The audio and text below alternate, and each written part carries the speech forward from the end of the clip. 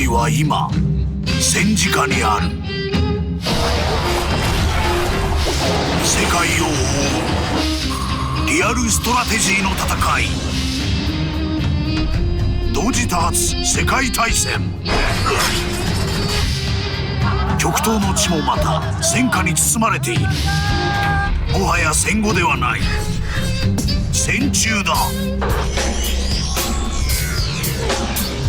世界中の猛者たちが今この瞬間も戦場に身を置く。日々変わりゆく最強の称号。日々繰り返される破壊と略奪。非いずる国ソルジャーの中から今夜選ばれし者。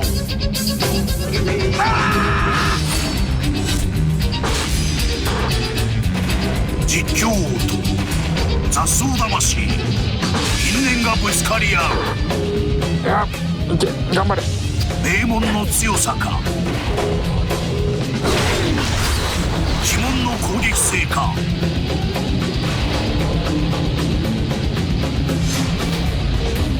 全開、それが奴らの流儀。集結せよ。僕が望んでいるのはやっぱりこうガチの対戦、ぶつかり合いっていうのが離れたくても離れられないものになってるなっていうふうに、でもすごいクラクラっていうゲームに出会えたのは僕にとっての幸福だと思ってます。皆殺しです。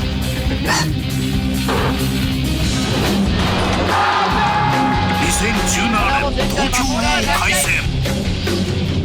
オリンピックを前に湾岸地帯を更地に変えろ。世界は今戦時下にある。この戦いが終わったら21世紀も終わりでいい。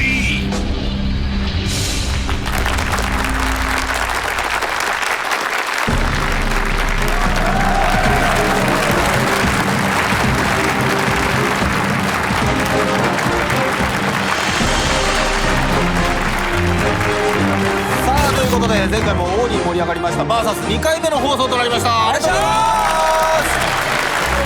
いやありがたいですけども、何しろ前回のバトルのすごいことったら、いやねもうこれは結末がもうね予想だにしない結末で、そうなん大接戦でしたね。ねびっくりしちゃった。最後の最後まで分かんなかったですから。前回カリスマプロがポンタ率いる群馬帝国遠征軍と元ヤンキーヤス率いる照井と愉快な仲間たちが激突。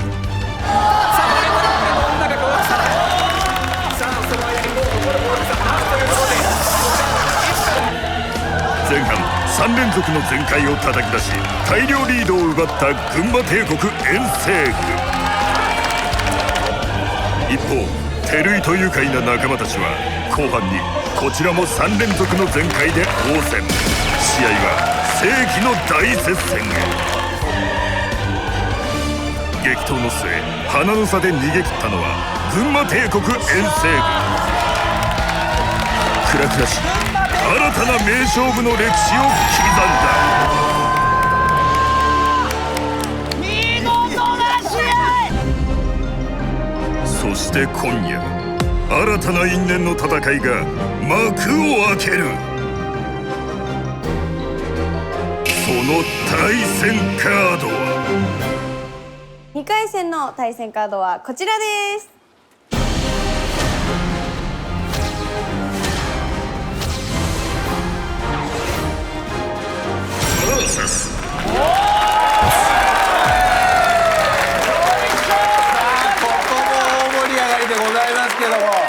改めまして両クランのプロフィールのご紹介をお願いします。篠崎さん。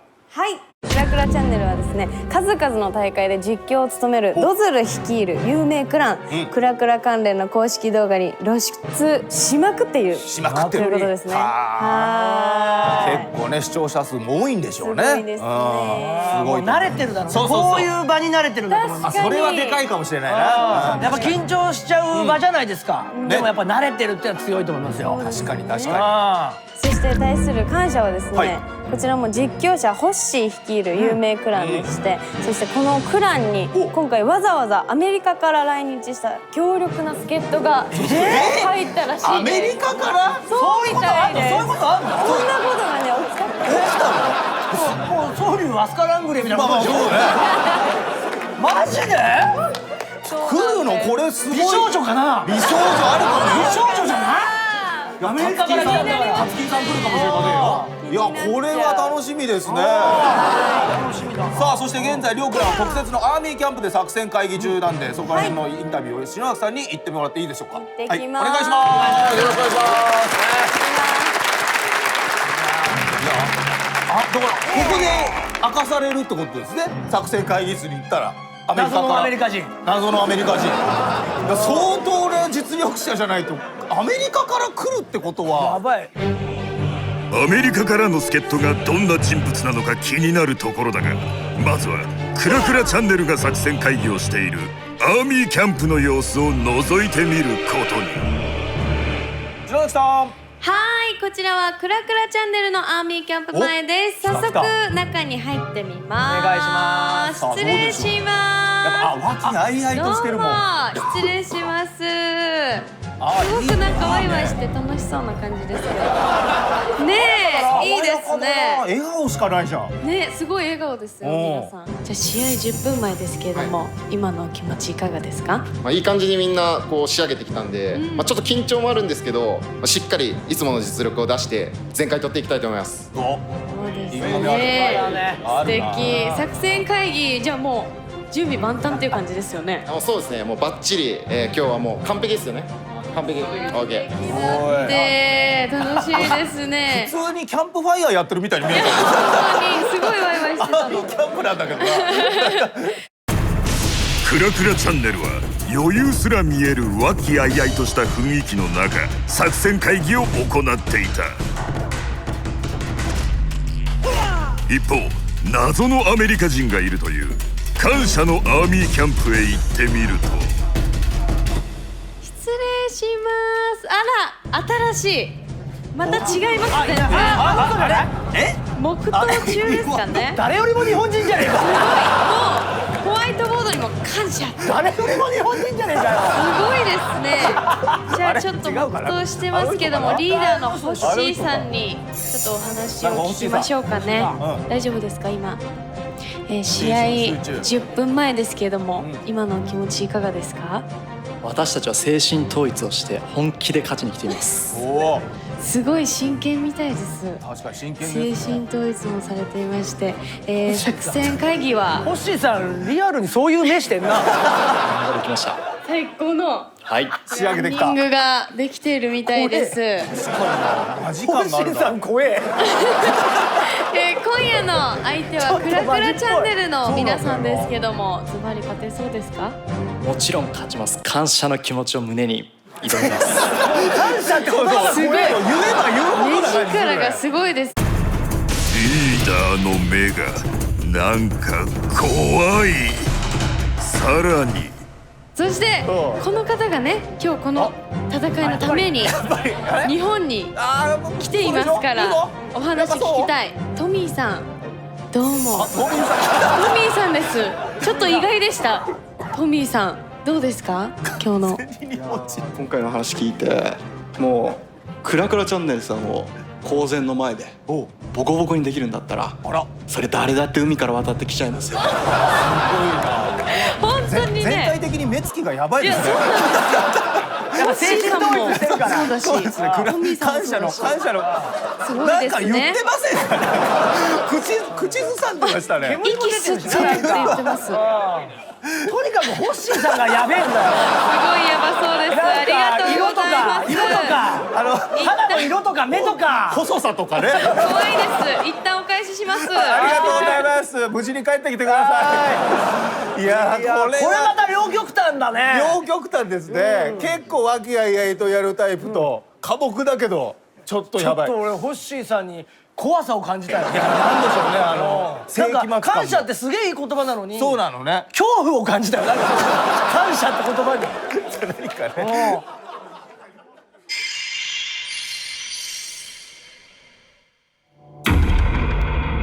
世界へ進撃せよ。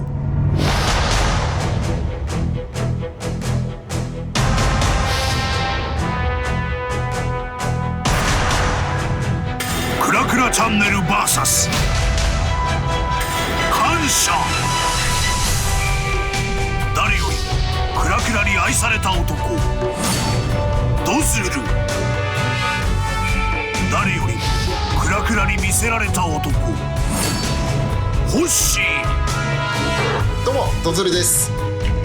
11万人の支持者を背負うカリスマ。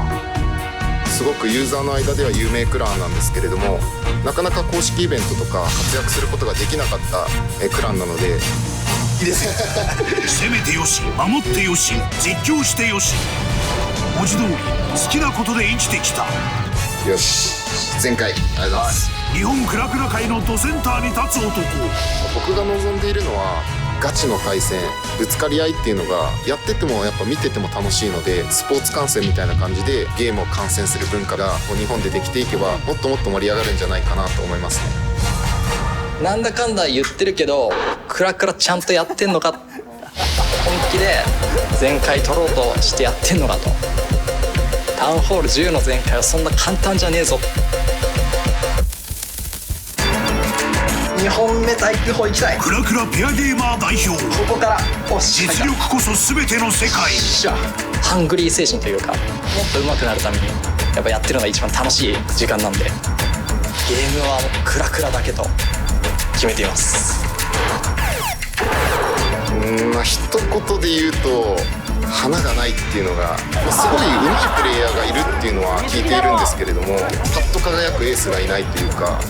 クラクラうまいよりも自分のチャンネルの登録者を増やすっていう風に思ってるんじゃないかなっていう。もっと純粋にクラクラで勝負しようぜと。まあでも全然出てこないよりいいんじゃないですかね全然 YouTube でも見かけなくなりましたね。ホッシーさんとか多分存在を忘れられてる。正直なところ言えばクソ痛いところついてきやがってと、なかなか答えにくいじゃねえかっていう部分はあるんですけども、感謝に最強の援軍が何かしらやってくれるんじゃないかなと。ハワイから嵐がやってきた。世界を知る究極のジョーカートミー。ドズルをボコボコにできるんだったら地球の裏側からでも駆けつけます。すげえぞロシックドネーター。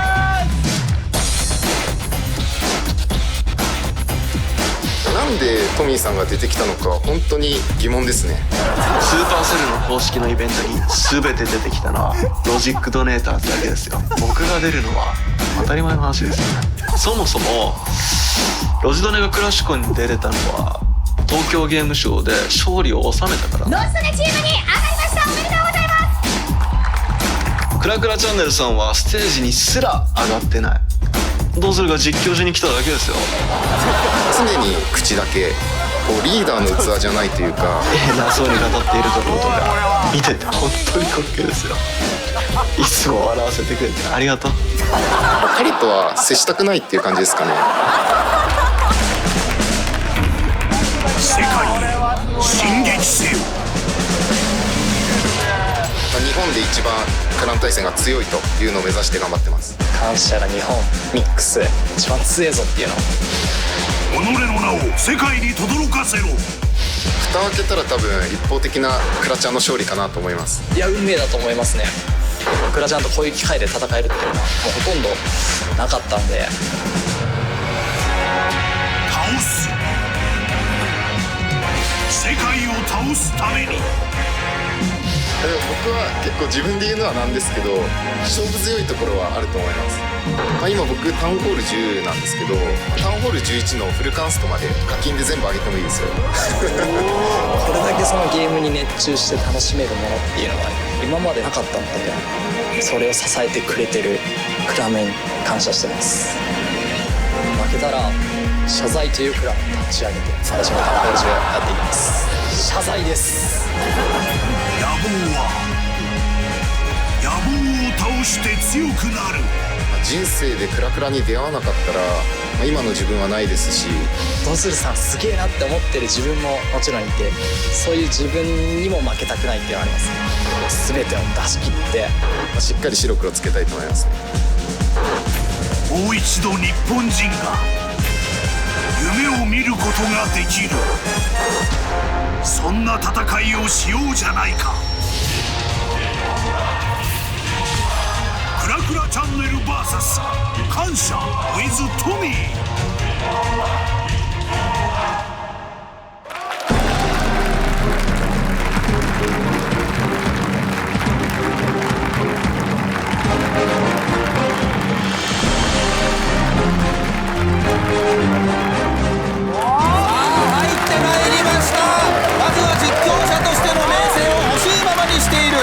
ドズル率いるクラクラチャンネル、この日のために制作したというお揃いのマーカーで登場です。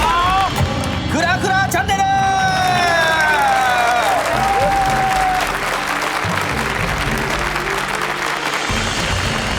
さあ続いての登場は、勝ちにこだわる現実はホッシーとクラクラの公式大会には全て参加しているスーパー助っ人トミーの近藤クラン。感謝、こちらも自費で作ったというこちらの T シャツで登場でございます。感謝 with トミー。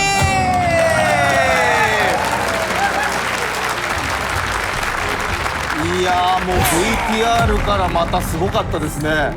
いやバチバチですね。バチバチですけど、なぜか知らないけど笑いが起きてしまうというほのぼのとした感じもありましたけどもね、はい、さあまずは聞いてみましょうか。こちらドズルさん率いるクラクラチャンネル、どうですか今回の戦い。いやもう今日勝利するためにみんなで仕上げてきたんで、もう絶対勝利で、終わらせたいと思います。なるほど、ドズルさん気合入ってます。よろしくお願いします。さあどうですかこちらのクラクラチャンネルは、気になる方。いやーやっぱりこのドズルさんのそうですね、なんかホッシーさんをないがしろにして、トミーさんに対してリーダーはみたいなこと言ってたじゃないですか。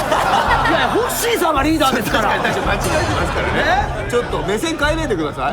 ね、そうですよ。その辺がちょっとなんか救われるんじゃないかと思うんですよ、なるほどホッシーさんに。ちなみになんで本当にトミーさんが今日いらっしゃったのかはまだ僕は理解できていないんですけど。なるほど、なんで入ってんだと。そうですね、そんなことも言われてますけど、ホッシーさんどうですか。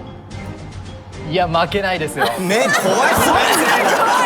とにかくホッシーさん目が怖いんですよ。気合入ってるんですね。いつもああいうお墓でやってるんですか。お別れはやってないですね。そういうことないですよね。別にあれフリー Wi-Fi スポットじゃないですよね。確かにあそこになかなか Wi-Fi 飛んでないです。ないですよね。そうですね。さあどうですかこちらのチームは。やっぱちょっとトミーさんにもお話は聞いといた方がいいですかね。やっぱ振っときましょう。With トミーです。そうなんですよね。さあ今回トミーさん、どんぐらいの意気込みで来られたんですか。いやーちょっと今回負けたらなんかドズルさんが全部課金するって見たんですけど。おお、そうですね。クランをね。そんな当たり前の話で、いやそんな YouTube やって稼いでんだから簡単な話で、どうせもっとなんか名前変えたらどうです？ドジルとかいう名前で。負けたらうわドズルからドジルですよ。そんな課金なんて当たり前だと。当たり前。ここで急に言われてますよドズルさん。いやまあ今日負けることはないので、万が一にもないのでいいでしょう。負けたらドジルに改名します。負けたらただし僕たちが勝ったらトミーさんダミーさんに名前を変えて。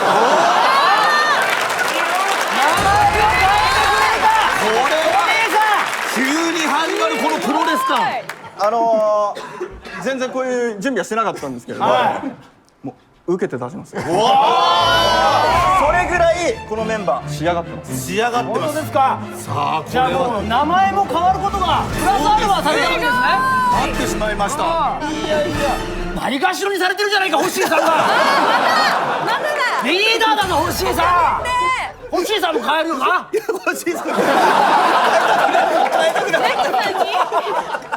変えです。ホッシーさん変えないです。それではここでバーサス限定の特別ルールをご説明しよう。第2戦はタウンホール10が3名11が2名の混合レベルによる戦い。通常のクラン対戦では1人につき2回の攻撃ができるが、バーサスでは1人1回のみ。プレイヤーは自分と同じタウンホールレベルの相手に攻撃しなければならない。5人が攻撃した後、代表者1名が各クランが特別に作った6つ目の村を攻撃。計6回の攻撃を終えて最終的に獲得した星の合計が多いクランが勝利。各防衛施設のレベルは大会規定によりご覧の数値に設定。タウンホールごとにレベルが違うので防衛レベルを考慮して配置を考えなければならない。星の数が同点の場合は破壊率が高いクランの勝利。そして見事この戦いを制したクランには10万エメラルドという破格の商品が授与される。星ひとみ、お前らをぶっ飛ばす。勝つのはクラクラ界の人気者ドズル率いるクラクラチャンネルか。感謝の攻める全開なめんなよ。アメリカからの強力援軍を加えた実力派集団感謝 with トミーか。強いのはどっちだ。バーサス第2戦開戦。まずは第2戦目の先攻はクラクラチャンネル、後攻は感謝となっております。まずは先鋒戦いきたいと思います。クラクラチャンネルの先鋒は前の方へ出ていただきたいと思います。お、出ました。あら、みやび宮城さんお願いしま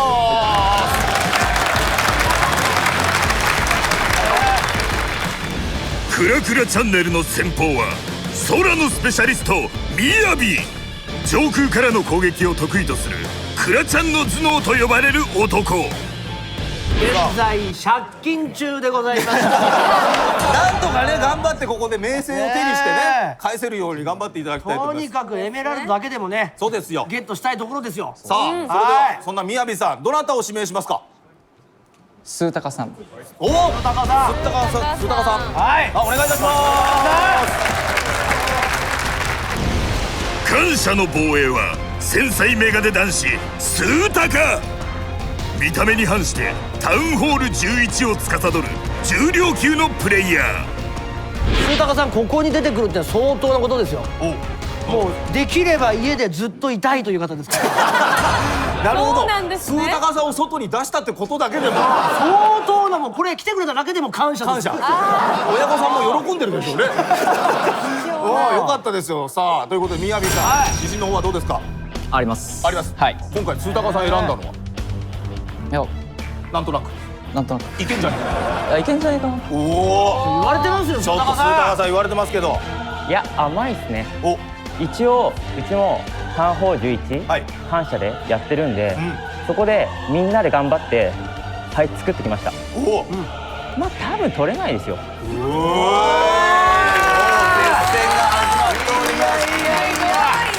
今こちらのねデータです。スータカさん基本コミュ障だそうです。頑張ってるよ。見事に連れ出しましたね。感謝スータカの村は対空砲が9時に固まり、アーチャークイーンが3時側にある空対策陣、中央でしっかりとイーグル砲を守り、3時側の連なった巨大クロスボウが空軍を阻むように設計されている。果たしてみやびは前回の難易度が極めて高いタウンホール11の村を攻略できるか。クラクラチャンネル先鋒みやびの攻撃。レディーバーサはい、始まりました。バーサスクラッシュオブクラン第2試合、クラクラチャンネルバーサス感謝。今回も実況上とネロでお送りします。よろしくお願いします。さあ、今回クラクラチャンネル1番手みやびさん、攻めるのが非常に遅いプレイヤーと言われているんですが、実はプランが決まってから攻めるまで4時間の間とか空けるようなプレイヤーらしいんですね。早く行けって話ですよね。ピカイチらしいんですけども、メンタルが非常に弱いというところで、そこがどう響いてくるのか。そうですね。さあ、最初は落ち着いて周りの施設の破壊を組み入れます。さあ、ここでクイーン、アーチャークイーンにヒーラーを組み当ててグランドオーデンを出しました。これは前回を見たプレーですかね。そうですね、おそらく前回を見てるものと思われますが、さあ、空飛で外周の施設を削り、これはタウンホールをもうここで降り切る判断ですかね。そうですね。これはおそらく12時側に回していくんじゃないでしょうか。さあメインの補正がやはりエアバルーンがボーラーですかね。そうですね、ボーラーとエアバルーン、これおそらく援軍にラバハウンドが入ってるものと思われますが、空メインのプランでボーラーでしっかりと施設を削り切るというところでしょうか。そうですね。さあここでボーラーを投入。一気に出てきましたね。さあグランドウォーデンのしっかりと範囲に入っています。さあここで中の施設対空を崩り切ることができればいいですが、これはプランとしては3つ削り切れれば御の字というところでしょうか。そうですね。さあ援軍はラバハウンドとエアーバルーン、こちら早めにグランドウォーデンのエターナルトームを発動しました。この間ダメージ受けません。さあこの間に施設をどんどん削り切ります。さあ中にエアーバルーンボーラーが入ってきた。さあこの中一気に削り切るプラン。さあこれうまくいってる。ラバハウンドが入ってきた。さあこれ全開見えてくるんではないでしょうか。さあラバハウンドがしっかりターゲット取ってる間エアーバルーンが対空砲を全部落とし切りました。さあ残る防衛施設、さあここでフリーズインフェルノタワーのダメージがエアバルーン取ります。その間にエアバルーンがインフェルノタワーを壊しきる。スケルトントラップが出ますが、これは関係ないというばかりに防衛施設をどんどん壊していきます。さあもう一本のインフェルノタワーが折れるかどうかですね。さあヒーローをヒロジもこれで使用。さあエアバルーン何体か含まれていますが、さあ残りウィザードの塔さえ破壊すればというところでしょうか。さあウィザードの塔が破壊しきった。ヒーローが全て倒れてしまっているので、ここはラバハウンドが先行してくれることを願うことばかりですが、スケルトントラップがエアバルーンをチクチク攻撃している。さあターゲットがラバハウンドではなくエアバルーンに行ってしまった。ちょっと前回は厳しいか。アーチャータワーの攻撃がまだラバハウンドに行っているが、残るインフィノタワーは1つ。外周をガーゴイルで削るが、このエアバルーンがインフィノタワーのターゲットを受けてしまった。さあラバハウンドは寂しく巨大クロスボウのターゲットを受けるのみ。この間にエアバルーンが全て倒れてしまった。さあエアバルーンラバハウンドここで弾けますが、前回はならずというところでしょうか。あとはパーセンテージですね、どの程度伸びるかですね。非常に前回を意識したプレー。そうですね。残る防衛施設はインフィノタワーのみというところで、あとちょっとラバハウンドがターゲット取ってくれてエアバルーンが破壊できれば、この高難易度と言われるタウンホール11でいきなり全開を狙ってきましたね。すごいですね。果敢にも全開を狙った攻撃だったが、最終的に残るインフェルノタワー1本を破壊することができず。さあクラクラチャンネル攻め、宮城さんの攻めは星2つの獲得となります。さあ初戦としてはなかなか素晴らしい。どちらもいいところが出たそうですね。さあまずは宮城さんどうだったでしょうか。ちょっと悔しいですね。もう前回はやっぱしたかったと。したかったです。でも星2でそうですね。80% 以上壊しましたからね。いいと思いますけども、須高さんどうですか。うまかったですね。先生みたいになっちゃう。うまかったですよね。うまかったですね。うまかったです。記念すべき初戦をもう一度見ていこう。序盤アーチャークイーン、バーバリアンキング、ボウラーを陣の内部へ進撃させ、グランドウォーデンのエターナルトームを発動し、一気に中央部分を破壊。しかし非常にうまいアタックだったんですけども、やはり援軍のラバハウンドにですねクイーンがですね捕まったところが非常に、もったいなかったかなと思いますね。インフェルノタワーがそこで、クイーンが倒せればですね、これは全開いけたんではないかなというふうに見てました。この後呪文を駆使して空軍を進撃させるが、最終的に序盤で落とせなかったインフェルノタワーにやられて空の攻撃がストップ。巧みなプレーで 80% 以上は破壊したものの、全開することはできず星2という結果に。さあ続いては高校に移りたいと思います。さあ感謝の先鋒は一体誰が行くんでしょうか。はい。お、来ました。こちらの方がベスタカさんの登場でございます。感謝の先鋒は爽やかゴレホガーベスタカ。ゴーレムを自由自在に操る陸のスペシャリスト。さあベスタカさん誰を指名しますか。4番のツンタコさんを。お、ツンタコさん。さあ指名されました。お願いします。なんかいいですね。クラクラチャンネルの防衛は天空の魔術師ツンタコ。クイヒーを使わせたら右に出る者がいない空回しの達人。さあどうですかベスタカさん。はい。今の心境といいますか。全開するのは当然なんですけど、ちょっと全開の方法をちょっと工夫してみようかなと。あれ？結構タウンホール10ってですね、今空軍といって空のユニットで全開するのが流行ってるんですけど、まだまだ陸でもやれるぞというところをちょっと見ていただこうかなと思って。いやいや、これ皆さんサービスもちょっとしつつのって感じ前ですね。回は難しいと言われてるの。前回は当たり前だけど、前回のやり方もそうですね。ちょっとベスタカが一石投じると。感謝のほとばしる教師感何なんでしょうね。すごい。で先生感がありますね。いやいや面白い面白い。さあ言われておりますけども。タコさん、言われてますよ。ちょっとぜひともその前回というものを見せてもらいたいですね。やれるものをやってみろと。これはもう自信があると今回は。はい。そんなツンタコの村は対空砲が9時側に固められ、3時側にアーチャークイーンとウィザードの塔が置かれている流行りの空対策陣タウンホールがむき出しだが、全壊するのは困難な陣となっている。陸の力を見せつける。この男は宣言通り陸軍での全開を見せてくれるのか。感謝先鋒ベスタカの攻撃。レディーバーサス。さあ感謝のベスタカさんの攻め、なんとベスタカさん実はタウンホール9のエースゴレホグとゴレクイホが非常に得意というところなんですが、今回タウンホール10を担当というところでその違いがどう出てくるのかですよね。さあ編成的には非常にいろんなユニットを使ったそうですね、ペッカとかいろいろ使ってますね。バルキリーもいますね。どんな編成を見せてくれるのか。非常にペッカを入れるのは珍しい構成ですかね。そうですね、あまり使われない編成ですね。さあこちらへ5時の方向からゴーレムとアーチャークイーンとウィザードを出してしっかりと外の施設を築ききる。これは先にもうタワーンホールまで落として、そうですね、煮干しはもうほぼ確定という感じですね。さあここで早めにエアバルーン1体投入して、これはトラップ解除でしょうか。これはテスラを狙いに行きましたね。非常にうまいです。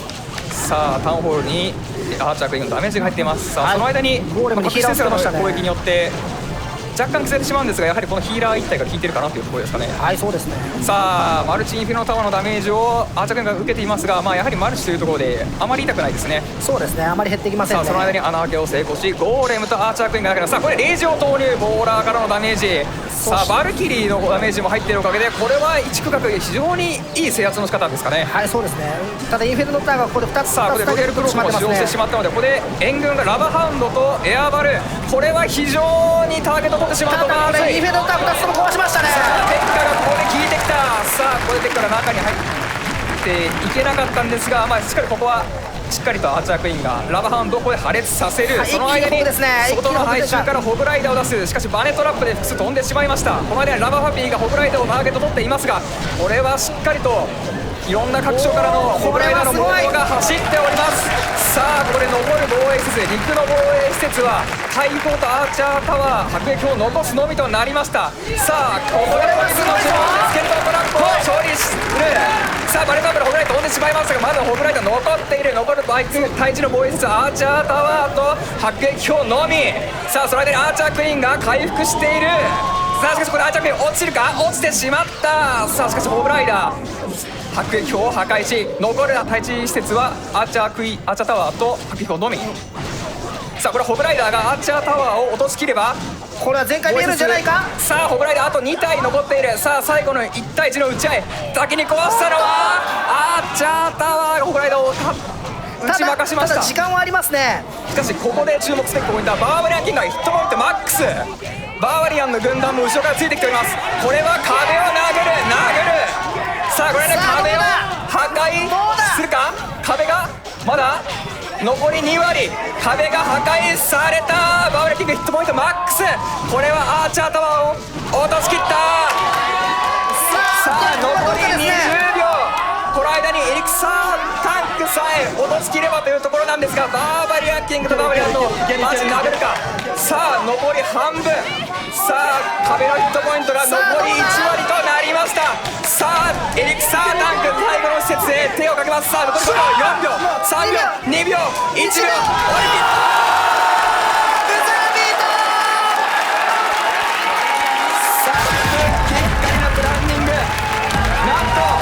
一番最初の攻めで見せました。感謝のベスタが星3つ、素晴らしい。いやーすごいもの見れましたね。試合が先鋒戦からもうこのまま番組終わってもいいですかね。劇的な0秒よ0秒。 0秒で勝ちましたこちら。いやベスタカさん、はい、いや冷静さんあれ先ほど考えやってる。いつも通りですか。つい今我忘れたんですけど、これいつも通りです。いや素晴らしかったです。0秒でぶち壊しましたからね。ぶち壊しました。かっこよかったね。ちなみに鉄坂さんがね好きなのが巨乳の女性らしいです。私ですか。ちょっと頑張ったんじゃないですか。やっぱそれで頑張ったかもしれない。愛ちゃんのために。愛ちゃんがいるだけでプレッシャーがすごくて。あ、逆に。なんか一言言ってもらおうよ、せっかくだから。マジですか。どうでしたベスタカさんのプレー。めっちゃかっこよかった。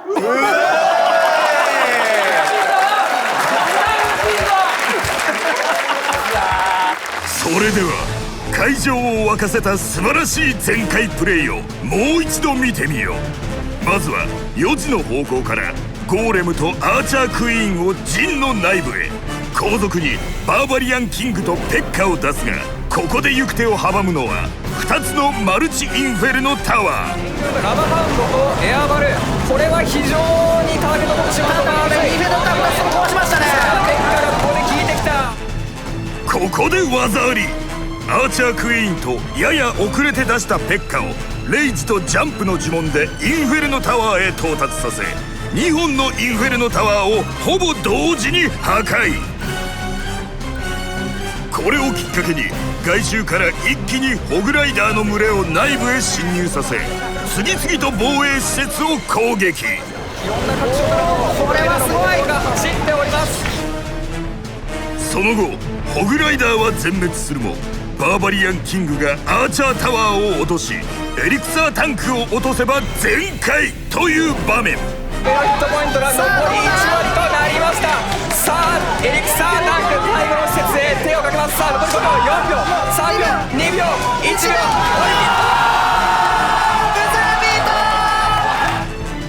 まさにコンマ1秒の世界。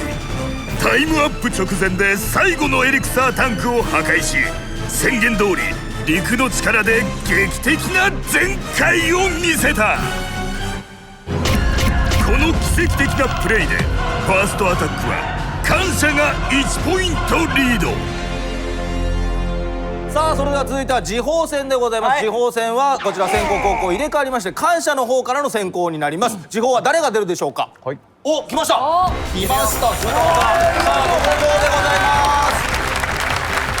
もうね、個人的に私はすごい注目の選手ですから。鈴高さん、もうわしづかみにされてますか。もう最初の絡みでわしづかみされてます。確かに2度成注目の鈴高さん、誰を選ぶんだろう。誰を選ぶでしょうか。1番のホメラニアンさん。おお、ホメラニアンさんお願いいたしま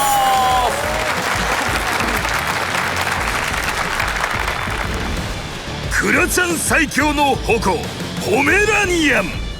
攻撃は最強だが守備は最弱という超攻撃型のプレイヤー。さあまずはどうでしょうか。鈴高さん、いい流れ作ってくれたんで、ぜひ続いていきたいですね。続いてこの流れを切らさないようにと。前回は当たり前っていう感じですか。そうですね。いや、ここは2星以上確実に取って逆にプレッシャー与えてきます。なるほど、なるほど、冷静。あくまでも冷静。なるほど、ここはねプレッシャーを与えていこうというところで指名されましたホメラニアンさん、どうですか。鈴高さんの星1を取る姿が見えます。おお、あららららら浮かんでると言われてますよ。鈴高さん、星1しか取れないって言われましたよ。コメントを引き出そうとするの。何としても鈴高さんのコメント欲しいのやめろ。ホメラニアンの陣は典型的な回廊陣。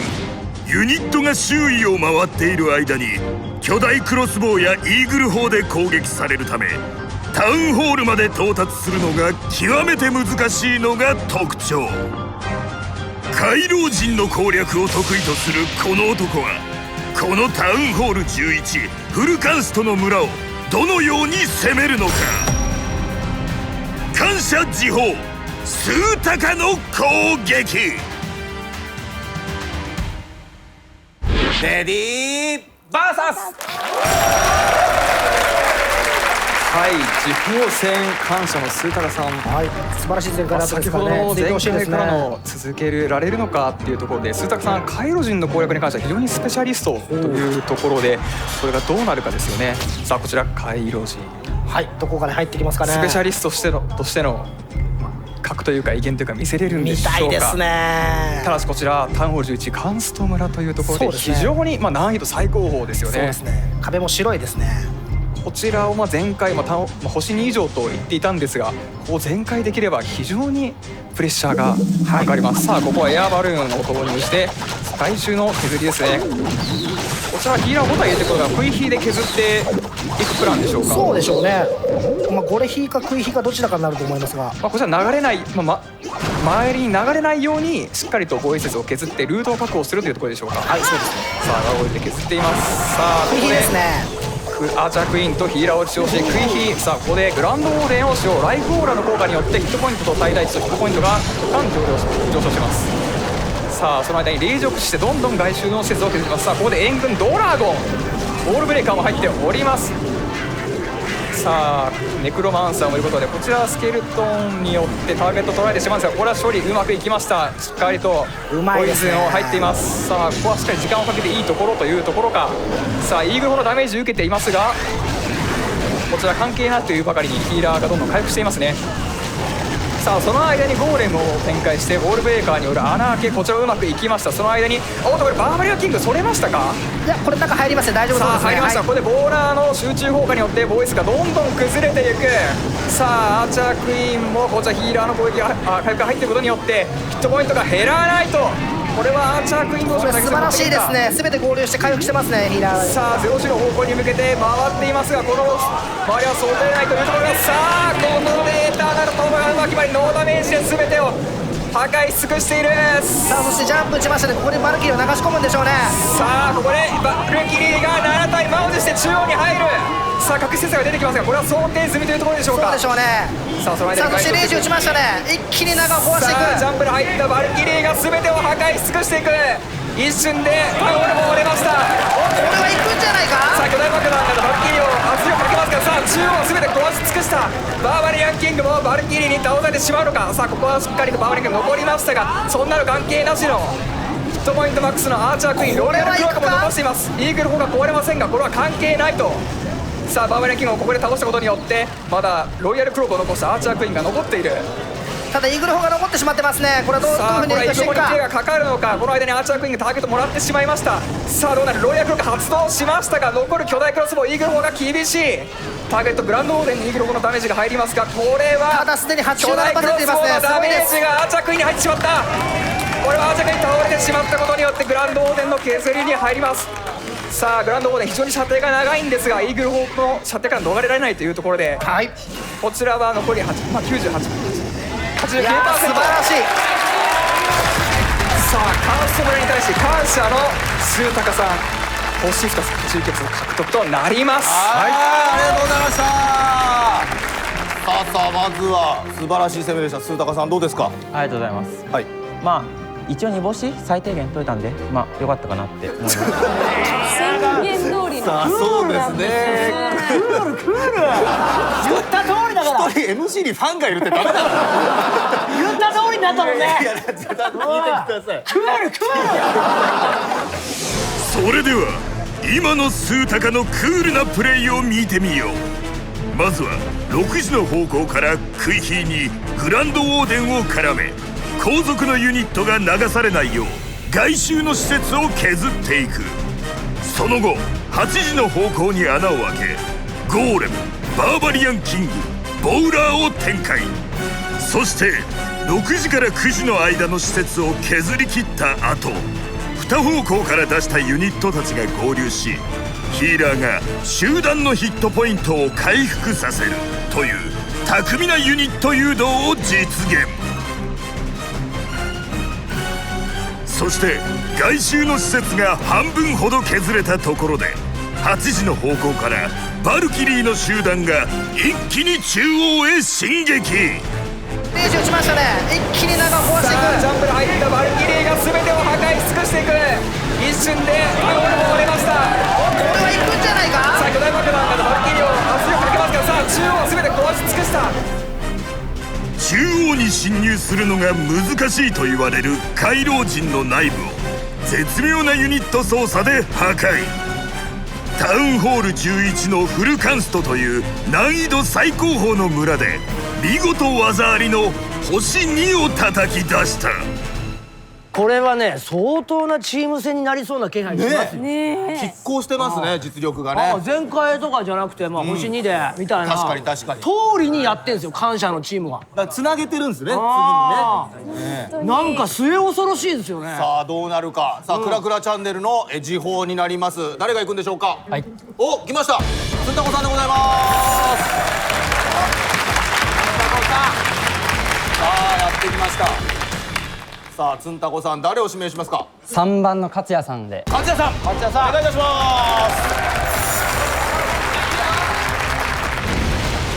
タウンホール10に到達してからまだ日が浅いという勝也。重量級の猛者を相手に戦えるのか。勝也さん、勝ちゃん。さあまずは行こう行こう、勝ちゃん。クラクラチャンネルですから、攻めが。さあつんたこさんどうですか。ちょっとさっき取られちゃったんで、取り返したのかなと。もうそれはもう全開ということですよね。そうですね。はい、さあ取り返したい。全開狙う。言われてますけども、勝也さん。取れるもんなら取ってみろって感じです。優しい系顔ですね。勝也さん、夢はね、YouTuber になることなんですよ。なるほど。YouTuber になることは憧れのチームなんですよ。なるほど。でもここでね倒したら箔もつきますし、自信にもなるでしょうから、頑張っていただきたいと思います。勝也の村はアーチャークイーンを3時寄りの中央部に置き、8時側に3つの巨大クロスボウを配置。こちらも空軍の攻めを意識した陣形。空のスペシャリストツンタコはこの村でどんな空の回し方をするのか。クラクラチャンネル時報、ツンタコの攻撃。レディーバーサス。はい、クラクラチャンネル地方戦、ツンタコさんの攻めになります。ツンタコさん、食い火が得意、食い火で空につなげるの得意というところで、そうですね、今回も食い火ですね。食い火で空、なんか面白い食い火を披露するみたいな話を最近一応伺いましたが、さすがに星さんプランで来るとそこまでは気を配れないんですかね。どうなんでしょうね。今回も星さん狙ってくれるとおっしゃってましたからね。ここはガーゴイでアーチャークイーンの進路を確保しつつ食い火の展開につなげました。これはしっかりとした滑り出しではないでしょうか。そうですね、綺麗にガーゴイルが削ってますね。さあこの後タウンホールの方にそれた方がいいんですかね。これはおそらくタウンホール側に、流すものと思われますが、しっかり1本目の対空砲で、アーチャークイーン通りに行ってますね。さあアーチャークイーン対空砲をターゲット取りました。これはプラン通りという。さあレイジを駆使して、これは大砲3発からのダメージを計算した上でのレイジの投入でしょうか。そうですね。さあこれ援軍ラバハウンド、エアバルが釣れた。これはラバハウンドに意識を取られると辛いのがアーチャークイーン。しかし相手のアーチャークイーンを落としきったことによってこれは捕まってもいい時間が確保できました。そうですね、しっかりタウンホールも落とせてますね。これさあエアバルーンを先に落としたことによってこれはいいラバハンドの処理時間が稼げたのではないでしょうか。しかしここから直道勝負になってくるのが空編成というところで、さあここでラバハピーに分裂した段階でこれは空のパートに移るでしょうか。いやまだ移らない。さあここでアーチャークイーンがロイヤルクロック発動でしのいだ。さあロイヤルクロック発動によってターゲットがずれた間にヒットポイントがみるみるうちに回復しています。これがヒーラー5体の性能ではないでしょうか。さあこの間にアーチャークイーンバーバリアンキングの進路が確保できます。バーバリアンキングこれそれること想定のうちですかね。そうですね、これ想定のうちでしょうね。さあこれレイジを駆使してまだ空パートには入らない。1分半経っても空パートに、さあ今これ入りました。ラバハウンド先行の空パート、こちらこれはいいんじゃないですか。対空砲残り2つ、インフィノタワーマルチで先に落としきることができれば非常に全開に近づくのではないでしょうか。さあここでアーチャークイーンが外周の周りに移りました。その間に空パートが一個一個の中に入っています。さあここでフリーズが綺麗に決まったところで対空砲に入っていない。これは惜しいミスか。さあその間にはラバハウンドが分裂しました。まだ1体残ってるがここでただ来ましたね。エアバルが届いた。これはラバハウンド生きているぞ。さあこれラバがターゲットを受けている。エアバルが悠々自適に巨大クロスボウを落としきる。さあ最後の対空移設隠しテスラの破壊スキル、空を落とす術がなくなりました。40秒残った状態でラバハピーの分裂しした段階で処理用のエアバル1体残した状態で、これは残り35秒全開見えたのではないでしょうか。ヒーローもピンピンしてますね。素晴らしいですね。さあヒーラーも残っているというところで、これは全開確定と。確定ですね。間違いないですね。さあクラクラさん、ここで全開を返しました。いや、さすがですね。富士最後のアーミーキャンプを破壊し、残り20秒残し全開と。いや、これはすごい。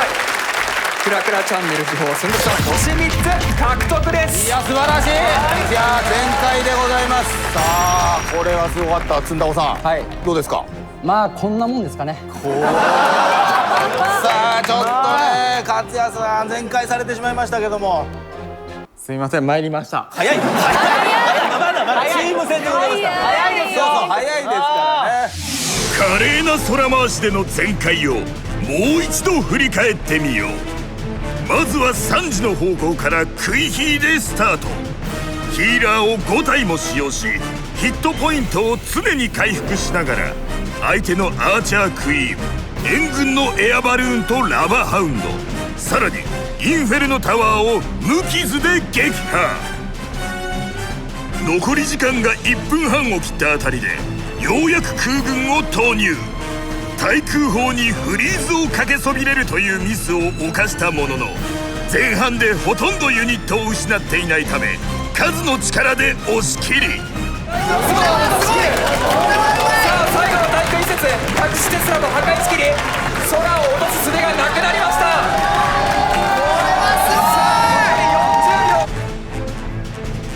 ツンタコが圧巻の空回しを見せ全開を実現した。セカンドアタックが終わり、得点は5対5の同点。一進一退、ここまでは互角の戦い。それでは行きましょう。中堅はまた先攻後攻変わりまして、中堅戦はクラクラチャンネル先行になります。さあ誰が行くんでしょうか。はい。お、来ました。ポメラニアンさんお願いします。はい、どうぞ。さあそれではポメラニアンさん、誰を指名いたしますか。ダミーさん。お、すいません、トミーさん。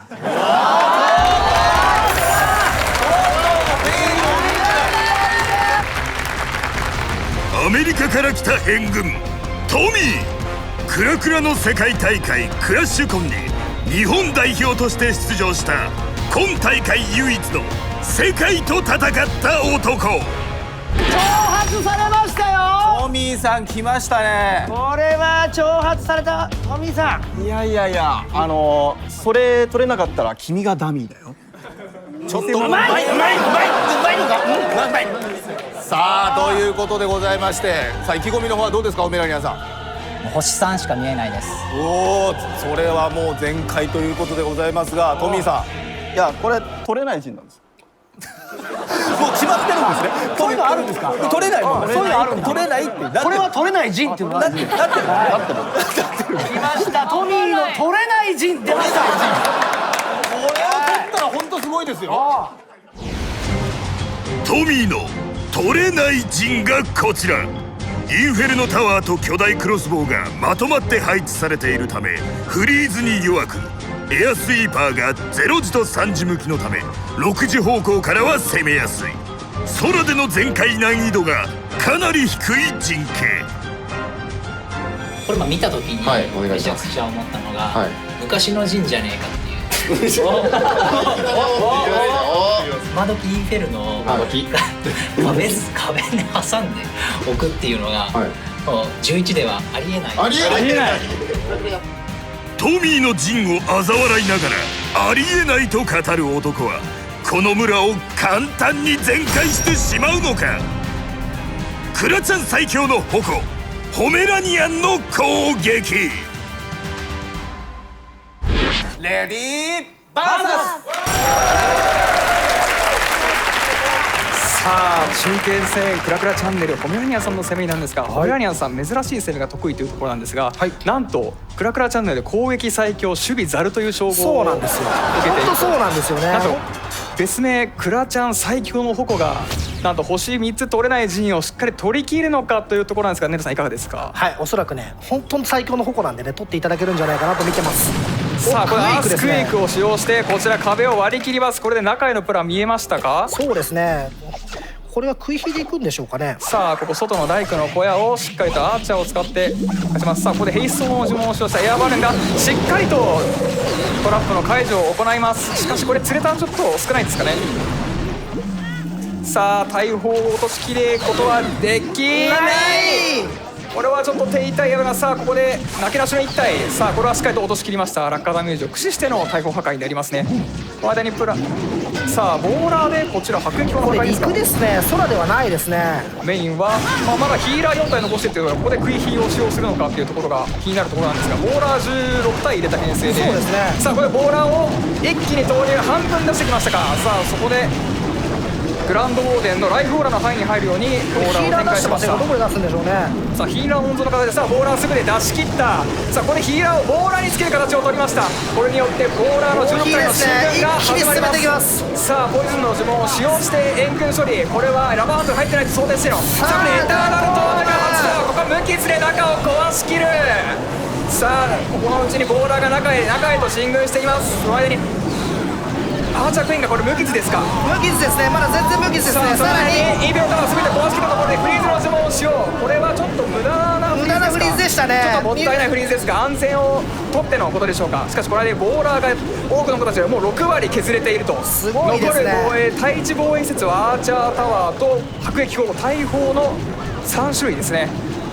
さあここでアーチャークイーンここはロイヤルクロック使用してなかったんですがまだボーラーが残っているというところで、なおかつこれベビードラゴン残ってますか。そうですね、あとヒーラーも残ってますんでね。さああとは時間との戦いになるんではないでしょうか。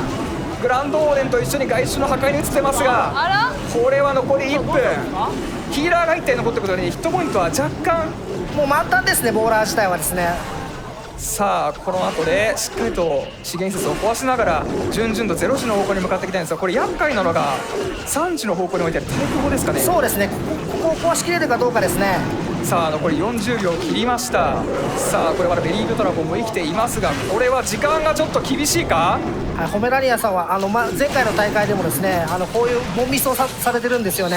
さあこのボンミスが痛いのか。さあこれベビードが倒れてしまった。しかしそのうちにボーラーが外周の破壊をして、あとは待つのみとさあ残り9割超えですね。23秒9割超えますが、やはりこの対空砲がいやらしいさあ対空砲残り1つとなりました。防衛施設は大砲のみとなります。あとは時間との戦い。さあ残り10秒でこちら届くか。対空砲はマイトラップで最後のボーラが飛んでしまった。グランドウォーデンが攻撃でラボを破壊しますが、さあ集計戦ホメラニの攻めはクラチャンネルホメラニの攻めは星2つの 95% 獲得となります。はい、ちょっと悔しがっておりますが、ホメラニさんごめんなさいとしか言いようがないです。ちょっと取れたやつだったので、これやっぱりでも絶対に取れない陣だったんですけど、最初にトミーさんが魔物が住んでるって言ってたんですけど、まさにその通りになっちゃいました。ああマジっすか。さあトミーさん最初に取れないっていう魔法をかけたんです。はい。それが今発動したんですね。発動したんですね。それでは今のプレイをもう一度見てみよう。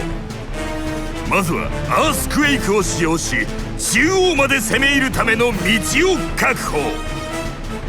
その後大量のボーラーとバーバリアンキングにヒーラーとグランドウォーデンをつけ、ユニットが固まったところでエターナルトームを発動。援軍をものともせず無敵の状態で一気に中央まで突破。ここまで順調な進撃を見せたが、この後撃ったフリーズの範囲内に全く防衛施設がないというイージーミスを犯してしまうことに。中の入りは非常にうまかったんですけども、インフェルノタワーのねマージンをね受けてはフリーズを打ったんですが、あれはちょっともったいなかったですね。あれがあれば星3つが無理って言われた陣を星3つ取っていた。そうですね。さらにこの後もう一つ致命的な失敗が。さあここでアーチャークイーン、ここはロイヤルクロック使用ししてなかった。ロイヤルクロークをまだ使っていない状態でアーチャークイーンがダウン。最強の矛が立てた豪快な全開プランだったのだが、2つのイージーミスが致命傷となり全開はならず。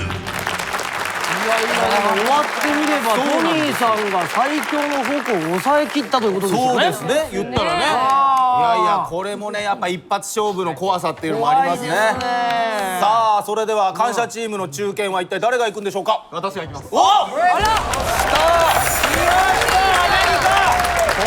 さん。ちょっと待ってください、これホッシーチームですからね。そうです、ホッシーチームホッシーさんね、頑張っていきましょう。頑張っていきましょう。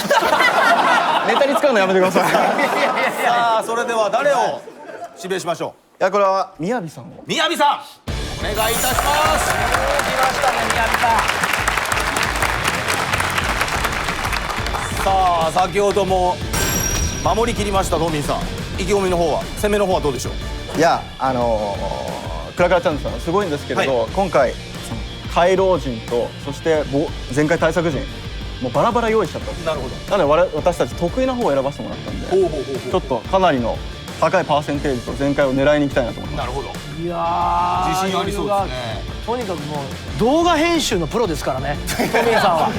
オープニング V で、トミーさんだけですからね、自分が編集したやつ出してる。なかなかない。海でこうやってやってるやつ、トミーさんが送ってきたやつ。信じられないパワーです。すげえっすね。あれ誰か普通に無人の定点のカメラが置いてあるんですね。何度も撮り直してこうやってやってるやつ。さあ、雅の村は対空砲が3時側に固められ、アーチャークイーンはその逆側に配置されている空対策陣。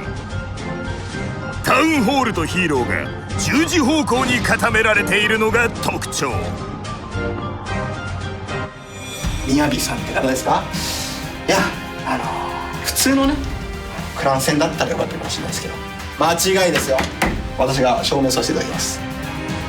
大口を叩くアメリカからの刺客、有言実行なるか。感謝中堅トミーの攻撃。レディーバーサス。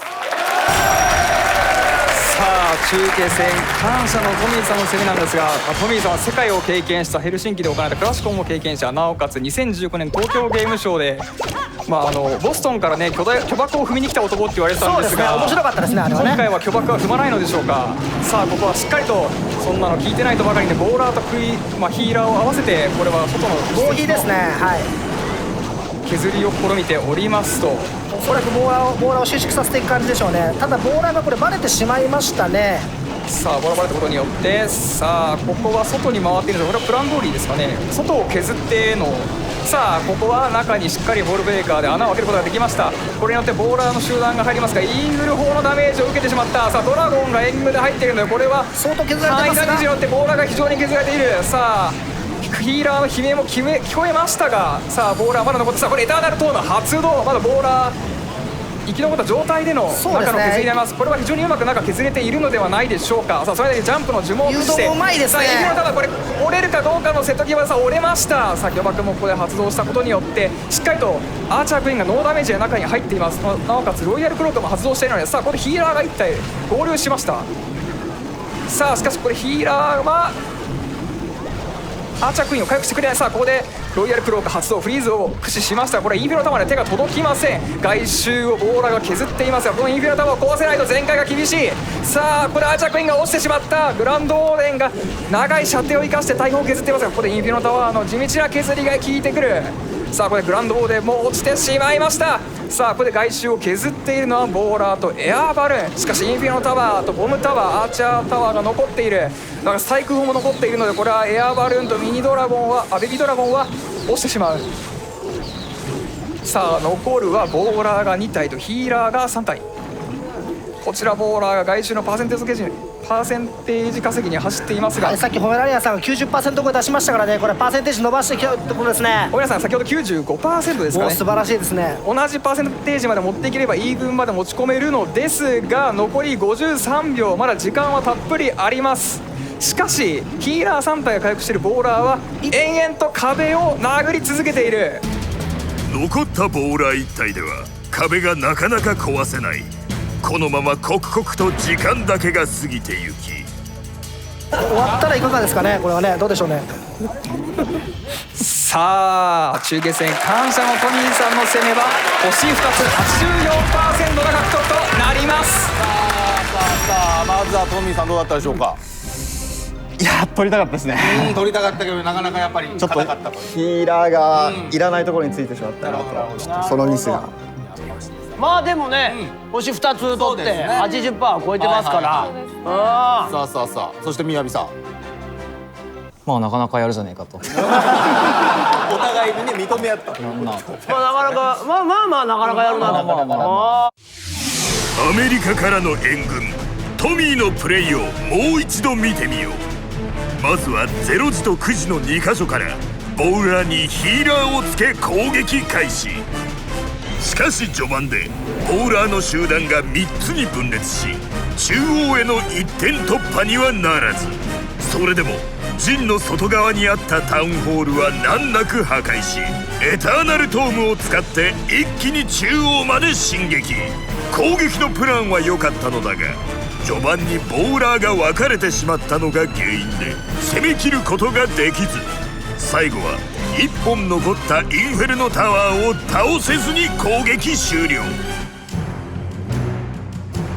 派手な言動で周囲を煽り、鳴り物入りでやってきたアメリカからの刺客はタウンホール側から攻め、最低でも星2は確実に取るという全プレイヤーの中で最も守りに入った手堅い攻撃を展開した。さあさあ中堅戦まで終わりましたけども、どうですか愛ちゃん。いやすごいですね。どの試合も見応えがすごくて。そうなんですよね。そうなんですよ。いやいや今回の戦いも本当に見てるとさ、もう絶対に壊せない感じがするんだけどね。そうなんですよ。それは本当に見事に壊してくるね。ここまでの戦いを振り返ってみよう。まずは先鋒戦、感謝のベスタカが2秒1秒陸の力で押し切り、タイムアップギリギリで星3をダッシュ、会場を沸かせた。続く次鋒戦ではクラクラチャンネルツンタコが圧倒的にうまい空回しを披露し、感謝勝也の村を全開。他のプレイヤーも難易度の高いタウンホール10、11の村に対しさまざまな戦術で確実に星2を奪う好プレーを展開。中堅戦まで終わり星の数は7対7と全くの互角。勝敗の行方は後半戦に託された。さあどうなるんでしょう。副将戦でございます。続きましては感謝の先行になります。感謝の、こちら副将誰がいくでしょうか。はい。お、来ました。勝也さんでおめでとうございます。さあ人気あります。勝也さん。さあそして勝也さん。勝也さん。勝也さん。シーン見られちゃうから。さあそれでは勝也さん誰を指名するでしょうか。ジャイルバードさん。おお、ジャイルバードさんお願いします。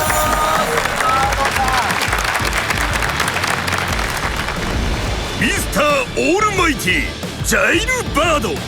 さまざまな編成を自由自在に操るユニットを知り尽くしたプレイヤー。ねえ、チャームポイントは小さいお尻だそうですから座る前に一回見せていただいていいですか。確かにちょっとね見ときたいですね。小さいありがとうございます。申し訳ございません。さあまずは勝也さんどうですか。今本当に僅差っていう感じなんですけど。そうですね、ちょっとここミスったら感謝戻れなくなるんで、ぜひ取りたいと思います。ぜひ取りたいと。勝也さん特技が早口言葉と聞いてるんですけど本当ですか。本当にしてますけど。本当ですか？なんかできます？今早口言葉。なんかオーダーもらったら。オーダー。じゃあ生麦生米生卵みたいな3回言ってもらって。生麦生米生卵生麦生米生卵。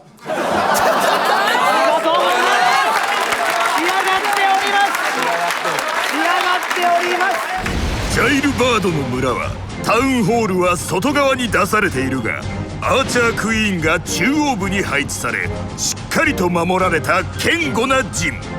陸パートでアーチャークイーンまでユニットを到達させ倒しきれるかが前回へのポイントとなるはず。早口言葉の失敗をプレイで挽回し、夢の YouTuber に一歩近づくことができるか。感謝副将勝也の攻撃。レディーバーサさあ挑戦始めました。感謝の勝也さんの攻めになります。なんとこちらもクイヒーのスペシャリストというところなんですが、なんとタウンホール10になったからまだ5ヶ月しか経ってないというところで、5ヶ月のスパンをどう見るかなんですけどね、非常にその間に鍛錬を積んできたのかクイヒーが見どころです。今回もヒーラー積んでますね、しっかりね。今回ヒーラー5体ではなく4体というところで、これはもうしっかり計算し尽くしたクイヒーでしょうか。さあ最初にいきなりアーチャークイーンとヒーラーを投入してきます。ヘビドラのカットも綺麗ですね。さあこれによってしっかりとアーチャークイーンがタウンホールを落としきる構成ですかね。さあここでエアーバルーンを投入。こちらはアーチャータワー。そうですね、アーチャータワー倒しに行ってますね。こちら隠しテスラがあればいいという考えですかね。さあこれアーチャータワーもしっかり落としきりました。落としきりましたね、綺麗ですね。さあまだ援軍は釣っていない状態なんですが、これはいつ釣り出すプランですかね。さあこれでもう星1は確定とタウンホールを落としました。そうですね、しっかり落ちましたね。さあその間に外周ウィザードで削ってしっかりと空の経路ですかね確保しております。これはしっかりと6時方向にシーラーをクイヒーを回す感じですね。さあここでさあ隠しテスラが出たんですが、これはしっかりと対空砲でターゲットを取ってくれるでしょうか。さあ対空砲にターゲットが入りましたが、巨大クロスボウとアーチャータワーからの攻撃を受けています。しかしヒーラー4体で足りるとボムタワーもアーチャー君がしっかり破壊し尽くしました。本当にクイヒーうまいですね。さあこれバーバリアンキングを投入、後ろにウィザードを出したことによってヒットポイントの高いダークエクサーポンプも破壊しました。さあこれリージを使用してアーチャークイーンがこれをロイヤルクロークを発動しないで回復していく。ギリギリいきました。さあロイヤルクローク温存のヒットポイントマックスほぼマックス。さあこれ中へバーバリアンキングアーチャークイーンが入ってきます。さあインフィナタワーもここは破壊した。さあアーチャークイーンが援軍の処理ラブハンドに手を取られてしまう前に巨大クロスボウとアーチャークイーンを倒すことができるか。さあアーチャークイーンを倒すことができた。これは空が非常に安定する。さあこれラバハウンド投入しました。エアバルーンがしっかりと対空砲の一つを破壊し、残る対空砲は一つ、怖いインフィナタワーマルチも一つです。さあこれラバハウンド2体まだ生きている。1体破裂しましたがまだ1体生きている。さあエアバルーンが対空砲破壊して対空砲なくなった。さあこれで対空施設がウィザードの塔とアーチャータワーのみになりました。しかもアーチャークイーンまで生きてますね。ラバハンドも生きた状態でターゲットを取ってます。さあエアバルーン残り大量に残っている。しかしスケトントラップがエアバルーンをターゲット取っているがこれは問題なさそうですね。さあ最後の対決数隠し逆にラババルーンがしっかりさあハワーティーになったことによってスケトントラップも処理し終わりというところで 96% 攻撃全て破壊しきりました。本当にまだ10成り立てのプレイヤーなんですけどね、素晴らしいですね。弊社を崩し見事星3つ獲得です。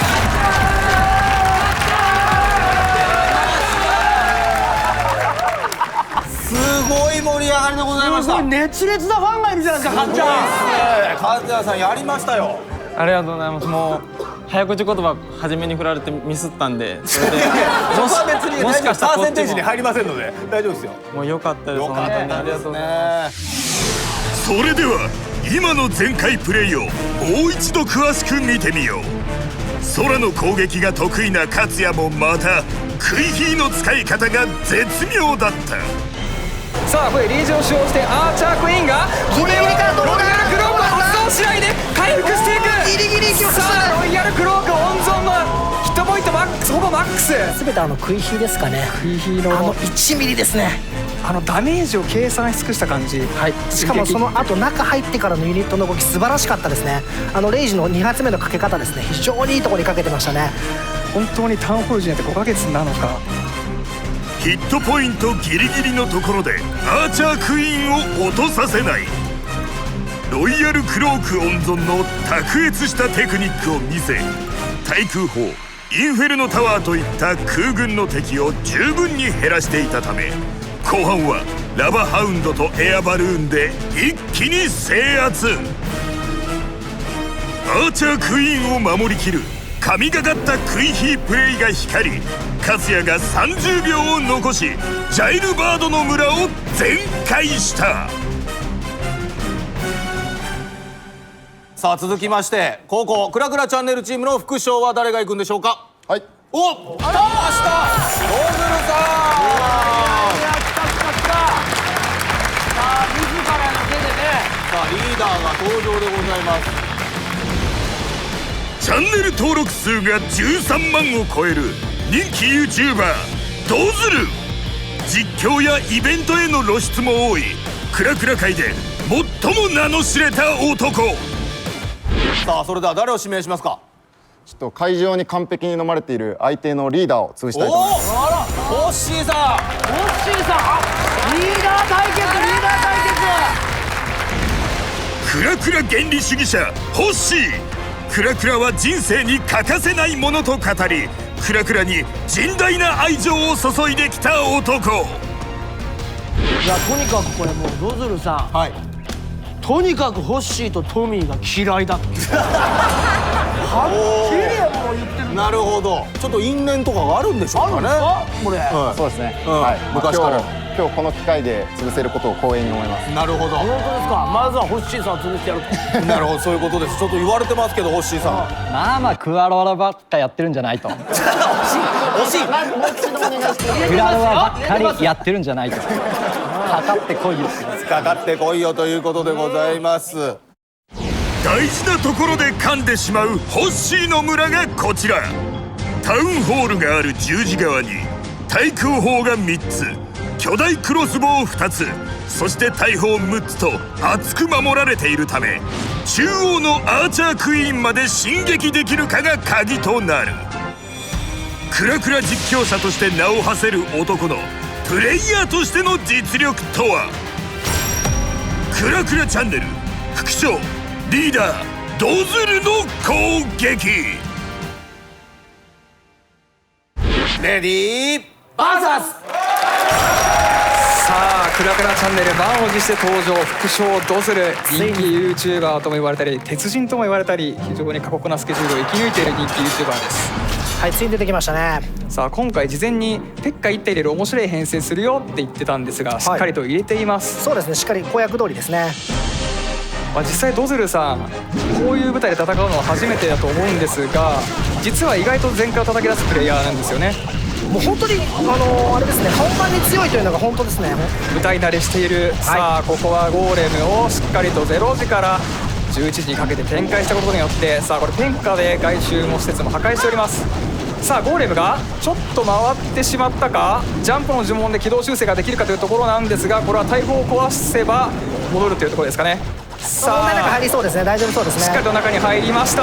さあここで後ろからバーバリアンキング、アーチャークイーン、ボーラーがタウンホールを破壊し中に入っています。援軍はラバハンドとエアバルーンですが、これはしっかりと落として、さあここでややペッカとバーバリアンキングが先行しすぎているか、まだラバハンドが割れていない。さあ先行したバーバリアンキング、サラービーが割れましたが、まだペッカが無傷ですね。しっかりとアーチャークイーン倒しましたね。さあこれ中に入る隠してスラゾーン、ペッカがダメージを多く受けてしまいますが、これペッカは中には入らず、さあここペッカどこ行くか、ボムタワーの方に行った。これ隠しのダメージを受けてしまう、これすぐ倒れてしまう。さあラバハウンドが先行で隠しのダメージを受けに行ったが、ホーミング地雷のこけによってラバハビーに分裂してしまった。エアバルーンが孤立化してしまったが、ここでラバハウンドを急遽1体投入、対抗に向けていきますが、これは前回は厳しいか。厳しそうですね。さあまだマルチインフィノタワーも残っていますが、上のボーラーはまだまだ壁を殴っております。これは先ほどの攻めの悪夢が蘇るのですが、さあマルチインフィノタワー残り2つ、1個も落としきれない状態。これは非常にパーセンテージの伸びが怖いのではないでしょうか。まだ 60% ですね。さあ残り1分半、まだまだ半分残っている状態ですが、残り削れるユニットはボーラーとアーチャーのみ。外は削れていますが、これはパーセンテージまだ6割に乗ったところ、ポイズンが残っていますが、これは使い切れなかったというところですかね。そうですね。おそらくアーチャークイーンに使うような、イメージだったと思いますが、さあ中に防衛施設が残っているので、これはボーラーとかが中に入ってしまうと逆にパーセンテージを稼げない。これは前回は無視してもう外の削りで済ませたいところなんですが、このアーチャーがどう進むかです。しかし多くの防衛施設を落とせなかったことにより、残っているわずかなユニットも次々と攻撃を受け、あと 2% 乗れば7割。さあここは割れず、クラクラチャンネルゴズルさんの攻め、星2つの 68% が獲得になります。さあということでドズルさんどうだったでしょうか。悔しいです。悔しいですが、次の味方に、仲間に託したいと思います。なるほど。さあ星さん、星には取ってますから。取ってます。星さんどうでしょう。まあこんなもんだろうという。さあ真のアタック、私のまだ攻撃残ってるので見せてやろうと思います。見せてやるということでございますが、これはちょっとね、ドズルさん顔が変わりましたね。そうですね。さあクラちゃんのリーダードズルは攻撃力の高いペッカを入れた珍しい編成で出陣。まずはボーラー、バーバリアンキング、アーチャークイーン、そしてペッカが0時の方向からジャンプの呪文で陣の内部へ。援軍のエアバルーンとラバハウンドを撃破し、順調に進撃していくように思われたが、ここでこの編成のキーとなるペッカが、さあこれ中にある隠しテスラゾーン、ペッカがダメージを受けてしまいますが、このペッカは中には入らず。さあペッカどこ行くか。ボムタワーの方に行った。これ隠しテスラダメージを受けてしまうとね、すぐ倒れてしまう。おそらくペッカでインフェルノタワーを壊しに行く、3段だったと思うんですが、そこがちょっと伸びなかったのが非常に痛かったですね。隠しテスラが中央に4つあったっていうところで、あそこに中にペッカが入ってた。ターゲット取ってなかったらまだまだ伸び方は変わったのかなっていうところもあるんですが、そうですね、難しいですね。本当ペッカはね、どういう形で動くかね、気まぐれなねユニットですのでね。ペッカの動きを読み切れず、その他のユニットもそれぞれ孤立化し、個別に攻撃されてしまったため、多くの防衛施設を残した状態でユニットがほぼ全滅の状態に。星2は獲得したものの破壊率を伸ばすことはできなかった。大将戦を前に一歩リードの感謝。果たしてクラクラチャンネルは追いつけるのか。続いては大将戦でございます。大将戦。さあ先攻後攻は変わりまして、先攻はクラクラチャンネルでございます。クラクラチャンネルの大将の方は、お、来ました。来ました。ありがとうございます。ジャイルバードさんでございますね。ジャイルさん来ました。登場でございます。特技がヒッチハイクですから。ヒッチハイク。そうなんですね。結構全国回られたり。全国そうですね。いろいろ回らせていただいて。やっぱ人の車借りるときにお尻が小さいってやっぱ有利ですよね。有利ですね。幅取らないですから。確かにね。さあそんな大将戦でございますが、誰を指名するんでしょうか。ベスタカさんに。おお、ベスタカさん来ました。先ほどね、先方で展開させましたから乗ってますよ。そうですね。さあどういった形になるのか。さあ指名されましたけども、ベスタカさん。僕の陣は感謝の中で何回もこうみんなに攻めてもらって、その都度修正して、もう今日のためにめちゃくちゃ時間かけてきたんで、絶対取られないです。絶対取られないと。すごいな。自信がありますよ。ベスタカさん絶対取られない。絶対取られない。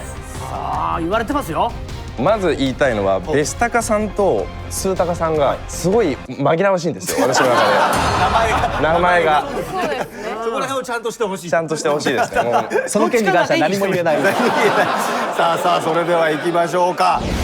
ベスタカの村もまた流行りの空対策陣。ラバハウンドでターゲットを取り、エアバルーンを回す戦術を取りにくくしているのが特徴。対空砲を陸パートで倒されても、ウィザードの塔でバルーンが焼き払われる設計となっている。どんな編成も使いこなせるミスターオールマイティはこの村をどう攻めるのか。クラクラチャンネル大将ジャイルバードの攻撃。レディーバーサさあいよいよクラクラチャンネル大将戦ジャイルバードとの攻めになります。小さなお尻がどうな暴れ方をするのか。そうですね、どう影響しますかね。さあ、なんとジャイルバードさんミスターオールマイって言われていろんな編成が得意というところで、今回は空の編成というおそらくところですかね。 5H ハイブリッドですね、これは。さあまずゴーレムを展開し、こちら悩まずユニットを出してきました。これは空でしっかりと防衛節を破壊していきます。これはルートしっかり確保。さあジャンプの呪文を駆使してここでアーチャークイーンを投入。バーバリアンキングの中に入るルート確保できています。さあこれはヒーローボーラーがしっかりと中に入りました。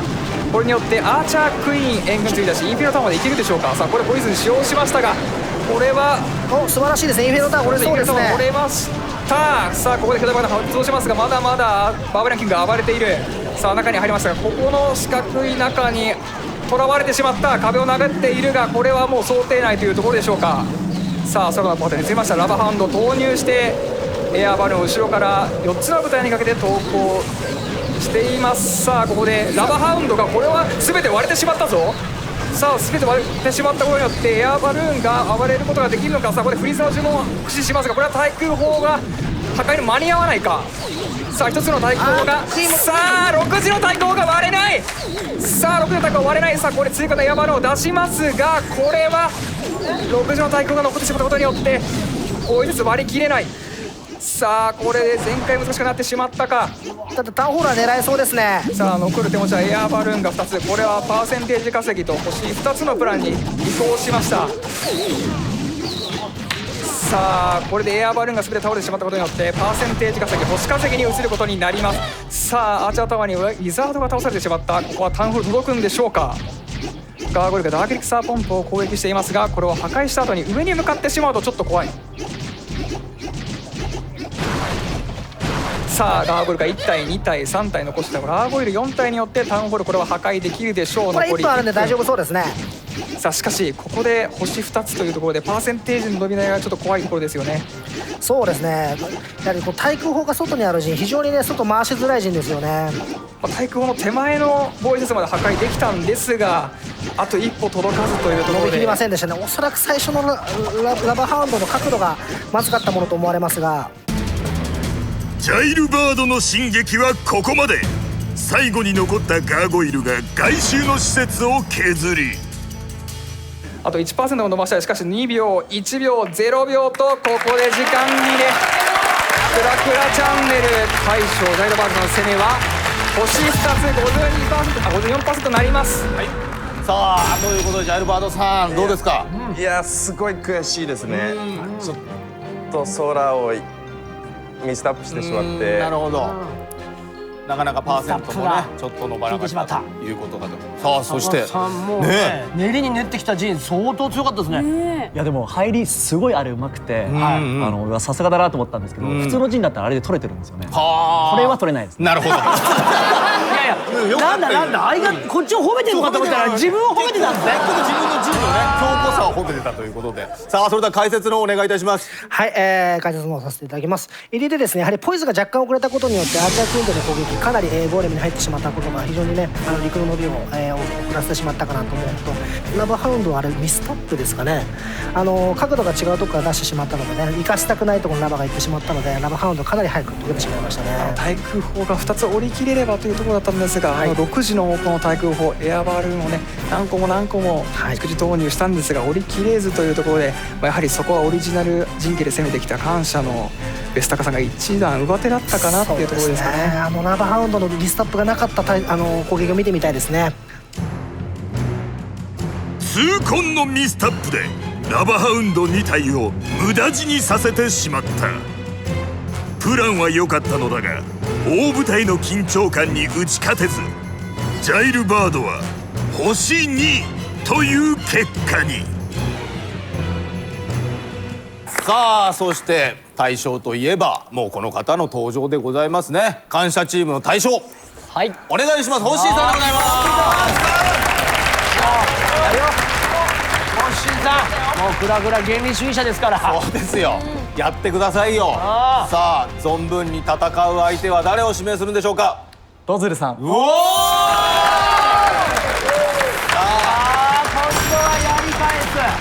さあどうなるかね、先ほどは見事に守りきりました。そうですね。さあどうでしょうホッシーさん。いや本物のタウンホール10の全開アタックっていうのを見せてやります。さあ言われておりますが、ドズルさん。ここは大事な一局なんで、しっかり守って次につなげたいと思います。はい。さあ真剣勝負、大将同士の対決になります。もうね、冗談とか出ないですね。そうなんですよ。もうここまで来ると真剣勝負になりましたね。本当にね。さあ楽しみでございます。ドズルの村もまた対空砲を3時側に固め、逆側にアーチャークイーンとウィザードの塔を置く空対策陣。タウンホールとバーバリアンキングが対空砲側に置かれ、陸軍の進撃に配慮されている。この配置の弱点、もう明らかな弱点があって、対空砲寄ってます。対策してますね。対策してますね。これ空非常にやりにくいんですけども、逆の発想をするとこれさえ取れちゃえば空できるんです。なるほど。ここで全開を取るかどうかで戦局が大きく左右される大事な場面。リーダー同士の直接対決。果たして軍配は感謝大将ホッシーの攻撃。レディーバーサス。あまり見ない戦術ですね。ドラゴン6入れて結構強気のドラゴンの入れ方になっているのでしょうか。はい、そうですね。どういう形で入りが入ってくるのか。さあまずは外の大工の小屋の処理ですね。さあこれによってしっかりドラゴンは無差別攻撃のユニットですから、ドラゴンが囚われないようにというところですかね。さあこれ先にエアバルーンを投入して防衛説を破壊に移ります。さあ形でドラゴンを投入するかですね。援軍の継ぎ出しのタイミングも気になるところですね。さあこれゴーレムをロシの方向から投入、そこでアーチャークイーンとリザードで周りの施設の破壊に来れます。これは中が入るプラが見えた段階でのドラゴンのですかね。全くそれないように活かせるようなやり方ですね。さあゴーレムの後ろにボーラーが出るようにしました。さあ中にしっかりと入っています。ジャンプの邪魔、これ来ましたね。さあ中に一気に入っていく。さあここで援軍が釣れたラバハウンドとエアーバルーン、こちらやはりラバハウンドにアーチャークイーンが取られてしまうときついのがこの構成。さあここでアーチャークイーンを倒すことによって出てしまいましたね。外を回ってしまったのがアーチャークイーン。しかしパーセンテージはもうすでに 50% 獲得している。逆に外回ったことによってこちらラバーハンドのタケト取れてないのは逆にいいのか。さあこれドラゴンを上の方から投入してきました。インフィアタワーのタケト取りますがマルチなので全然効かない。さあトラップが大工タップ発動しますが、ドラゴンが続々とインフィアタワーを破壊し中へ入っていく。さあドラゴンのルート見えてきました。残る対決説はインフィアのタワーとなくしてすらギザロのとアーチャータワーです。アーチャータワーが意外とダメージでかいんですが、まだドラゴンが5体残っているというところで、さあ中へさあ後ろからさらにエアバルーンを投入。これは防衛説へのさあヘイストで加速。これは非常にリザードの破壊が早いです。さあ残る怖い防衛説はさあここでエアバルーンを押してしまいましたが、まだドラゴンが3体残っている。まだ1体元気ですね。さあこれインフィアタワー破壊できれば大きいんですが、ここでインフィアタワーを折り切った。さあアーチャータワーとリザードのさあ破壊できれば、さあこれアーチャークイーンがアーチャータワーを破壊し、残る対空説はアーチャータワー1つのみ。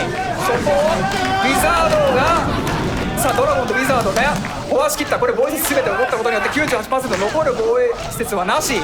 さあ最後のアーミーキャンプを破壊し、素晴らしい。さあ感謝の大将を見せました。ホッシーさん星3つ獲得です。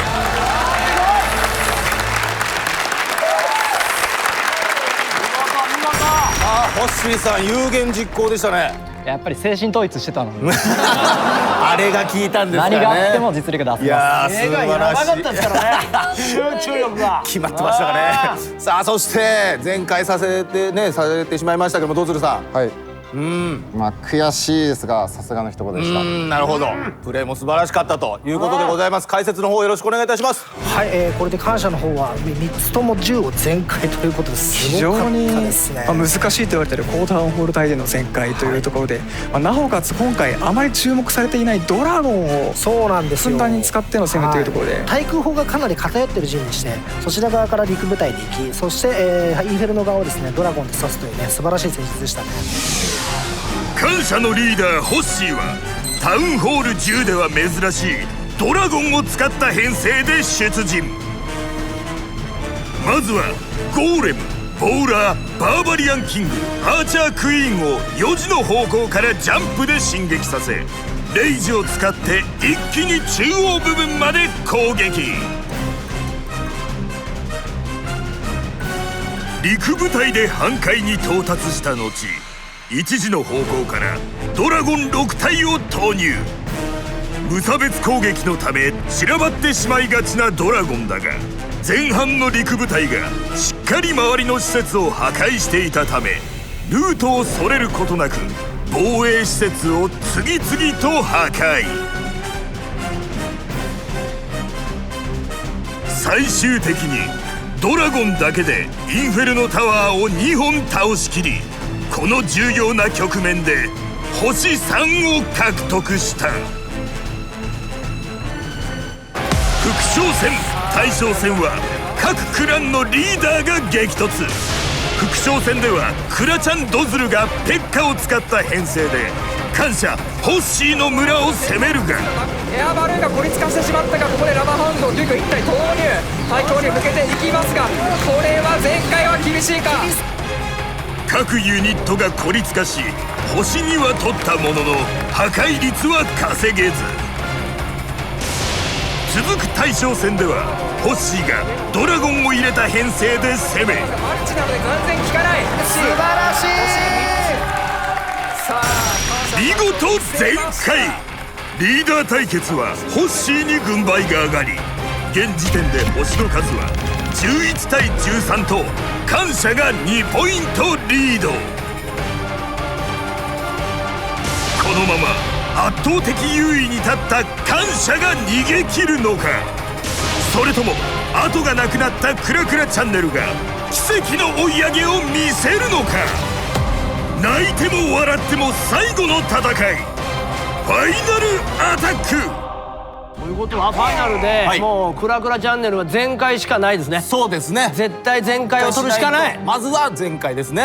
そして感謝が星2取れば勝利、もう逃げ切れるということでございます。さあそれではですね、星の数が少ない方が先行となりますので、クラクラチャンネル、さあファイナルクラッシュ誰が出ますか。はい、お来ました、みやびさんでございます。さあみやびさんの先行でございますが、対するこちら感謝チームは一体誰が出るんでしょうか。はい、おお来ました声がでかすぎる。スータカ選手が、スータカさんが来た。出ますね。これみやびさん、まずはどうですか。最後の戦いになりますが全力で取りに行きます。取りに行きます。まずは前回を取らないとどうしようもないですからね。頑張っていただきたい。さあそして対しますはスータカさん、はい、どうでしょうか。結構気持ちは落ち着いてるんで、あとは頑張っていただければ。来ましたね。相手に対する感謝最後の村は対空砲が久慈側に固められ、中央にアーチャークイーンとウィザードの塔が配置されている空対策陣。タウンホールを比較的中央に配置し、星2も取りにくくしているのが特徴。ここからクイーン出して、クイーンがこれ叩いてこれ叩いて、これ叩く前にこれ出して、このタゲを取る。もう前回取らないと負けるっていう状況だったらそのプランですね。ここで前回を取らなければクラクラチャンネルに勝ち目はない。果たしてクラちゃんの全開プランとは。名門クランの意地を見せろ。クラクラチャンネルファイナルアタック。レディーバーサス。さあバーサスクラッシュオブクラン第2試合クラクラチャンネルバーサス感謝、ついに最後の戦いになりました。クラクラチャンネルからはみやびさんの攻めになります。今回オムラニアンさんのクラちゃん最強の矛ではなく才能ピカイチの方をそうですね。出してきましたね。空のスペシャリストですね。としてはこちらやはり空という編成で、しかし攻める村はカンストタウンホール11の村というところで、アーチャークイーンレベル45であったり非常に攻略難しいんではないでしょうか。さあここはグランドオーデン素出しですか。そうですね、カットで使ってますね。サイドカットで。ここはもうグランドオーデンを出したというところは、もう後につなげるユニットは決まっているというところでしょうね。さあここはまだまだ待ちの時と言わんばかりの、おそらくバーバリアキングにつなげてくるんではないかと思われます。ここはもう全開を取らなきゃならないというプレッシャーの中の戦いになりますが、冷静な削りになります。非常に冷静な削りですね。さあこの後どう展開していくのか非常に気になるところなんですが、まだ大工の小屋が30の子に見えますね。こちらどう削っていくのか。さあまだまだ待ちの時と、金庫がこれのタイミングでバーバリアンキング、さあこれはバーバリアンキング釣られて金庫が折れない。しかしまあこれは想定ないということです。これバーバリアンキングのアイアンフィストを使ってしまうか。さあここでアイアンフィストを使った中へ入っていく。さあここで怒涛の新規が始まります。さあジャンプの呪文をして中に入りフリーエターナルトームで素晴らしいですね。ボーラーが向きそのまま中へ進軍、援軍でラバハウンドとエアバル出てきますが、ここはポイズンで対処しています。すでにそれ始まってますね。それで空パートを発動3時にかけてラバハウンドを出してエアバルが入っています。さあその間に空パートいやただこれインフェルノタワー壊せませんでしたね。さあインフェルノタワーまでエアバルが届くことができるのか。さあエアバルーンがヘイストに乗って入るがフリーズが解けるぞ。さあエアバルーン間に合った。インフェルノタワーを落とすことができました。しかしウィザードの塔のターゲットが映ってまだいない。これは非常に嬉しいところなんですが、対空砲残り1つ。しかしマルチ2つ残ってますね。残り2つ、なおかつマルチのイベントが残っているというところで、これは非常にアーチャークイーンが残っているのも痛いというところですかね。さあこれ対空に手が届かず、星2つは確定しているのですが、ここで削りのプランになりました。さあ援軍のラファビーも残っていることによってエアバルのが早く削られてしまいましたが、これはパーセンテージいくら稼ぐことができるのか。まあ星2つというところでまだまだ分かりません。そうですね。残念ながらクラクラチャンネル最後の進撃もここでストップ。時間が迫っています。さあここで時間切れとなりました。クラクラチャンネルラスト、宮城さんの攻めは 66%、 星2つとなりました。ありがとうございます。さあまず星2つ獲得しました宮城さん、どうだったでしょうか。いやもう悔しいです。悔しい、ちょっと前回はね狙いに行きましたから。そうですね。さあ対する守り切った感が出ておりますが、須高さん結構ドキドキしました。あ、ドキドキしてたの結局いやー最後に来てやっとなんか人間らしいところが出たじゃないですか。最終的にドキドキした。IT おられたら、多分クイーンもちょっときつかったんで、結構そこで守れたい。本当良かったです。なるほど。さあお互いにやっぱ相当なプレッシャーがねギリギリのところでやってんのよ。かかってたんですね。クラクラチャンネル最後の攻撃はグランドオーデン、バーバリアンキング、アーチャークイーンの3ヒーローとボウラーの集団が5時の方角から陣の内部へ侵入。アイアンフィスト、エターナルトーム、ロイヤルクロークとヒーローの特殊能力を次々と放ち一気に壊しきる作戦に。しかしタウンホール11フルカンストの壁は厚く、インフェルノタワーを倒しきることができないまま全ヒーローが撃沈。おそらくですね入りのところのエターナルトームが若干早かったのかなと思いますね。やはり陸部隊ボーラーがですね、インフェルノタワーの前でかなり、体数が減ってしまいましたので、インフェルノタワーそしてアーチャークイーンまで届きませんでしたね。あそこで折り切れていればエターナルトーム使った価値があったっていうところなんですが、あそこで折り切れず対空砲2個インフェルノタワーも残ってしまったっていうところで、空パートがなかなか生かしきれなかったというところですね。おそらく1秒そんな世界だと思います。タイミングを1秒間違えるだけで結果が変わってしまう。この後空軍の攻撃に出たのだが、さあこれ対空に手が届かず星2つは確定しているのですが、ここで削りのプランになりました。ここで万事休す。クラクラチャンネル最後の攻めは残念ながら星2という結果に。先行クラクラチャンネルの攻撃が終わり、星の数は13対13の同点。感謝チームは星1を取ればその時点で勝利が確定する。そしてクラクラチャンネル最後の村もまた流行りの空対策陣。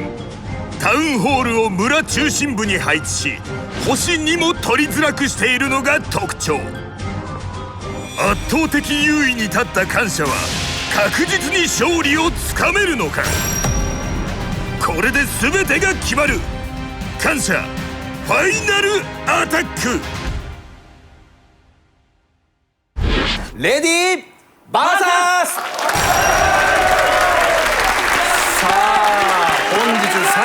攻め。はい楽しみですね。感謝の数高さんの攻めになります。今回星1取れば勝ちか確定というところなんですが、ここで男気を見せて星3つを狙うのか。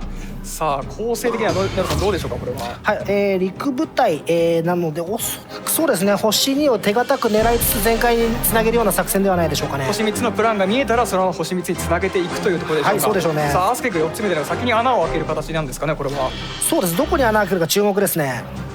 さあじっくりと村を観察してしっかり精神統一しながらという感じですかね。はい、僕なんかこんだけユニットが多いとね、僕なんかもうミスするフラグなんですけどね、しっかりとさあこれアスクリークでしっかりとこれは狙った穴開けしてきたようですね。タウンホールまでの道を作りました。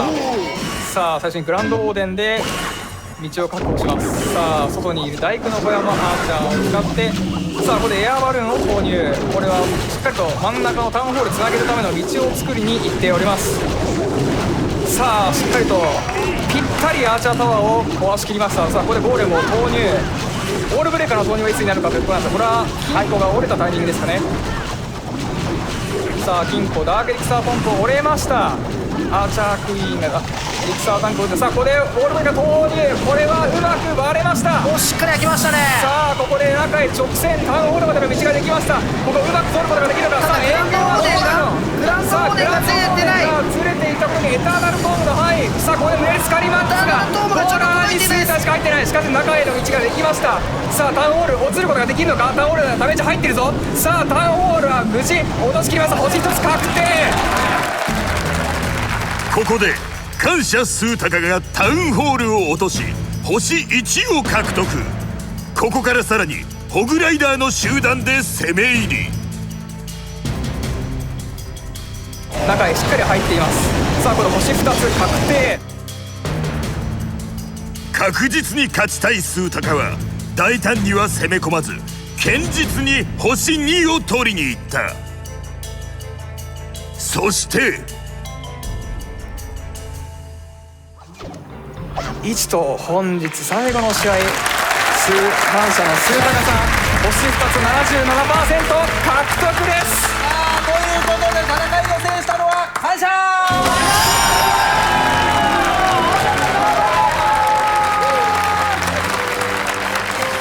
素晴らしい戦いを演じてくださった両チーム前の方に出てきていただきましょう。お疲れ様でした。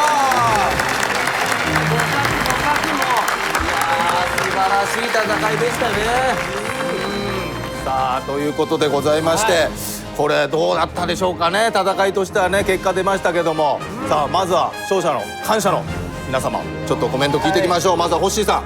めちゃくちゃ嬉しいです、本当に配置もアタックも非常にレベルが高い、クラクラチャンネルさんクランなので、本当にそのクラメンの力以上のものが出て今回勝ててよかったです。ありがとうございました。さあそして惜しくもね負けてしまいましたが素晴らしい戦いありがとうございました。ドズルさん。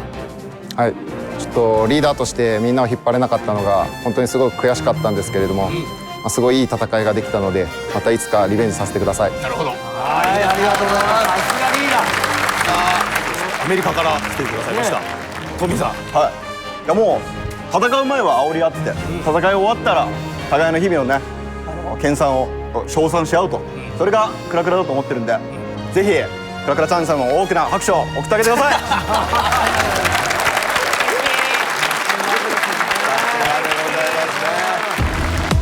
ここで敗者の公約実行。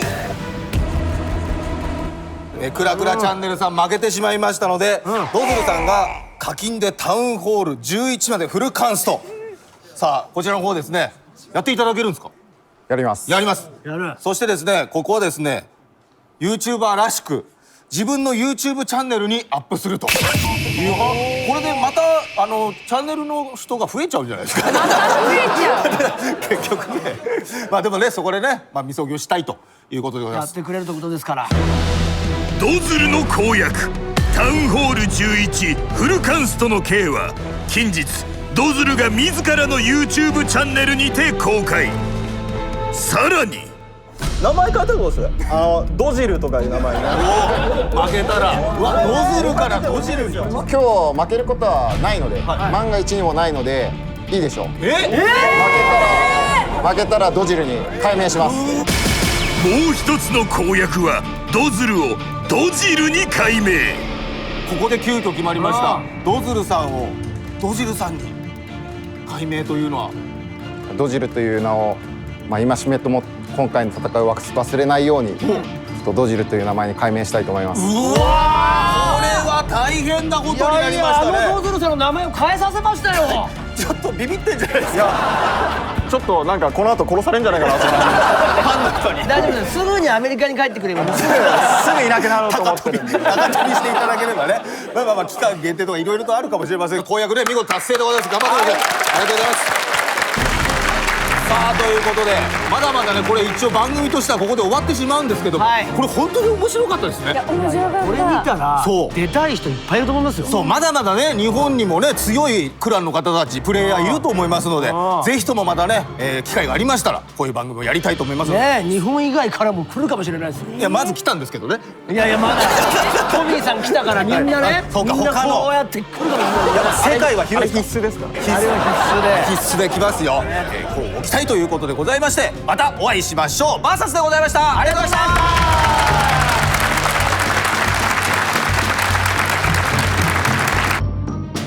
た。バーサス第2戦クラクラチャンネル対感謝 with トミーは壮絶な死闘の末感謝が勝利。クラクラ史に残る名勝負がまた一つ誕生した。最高のプレーが見せれました。ぜひ感謝に挑むクラン募集してます。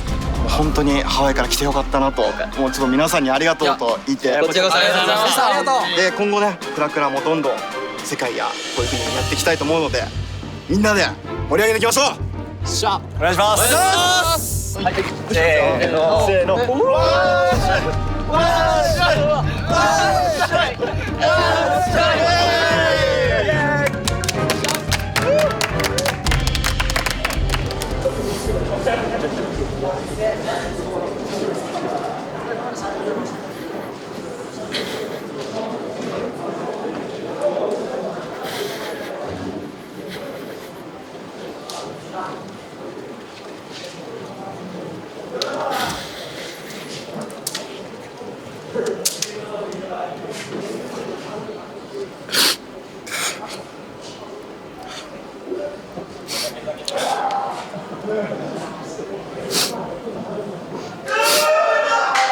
でも悔しいの一言です。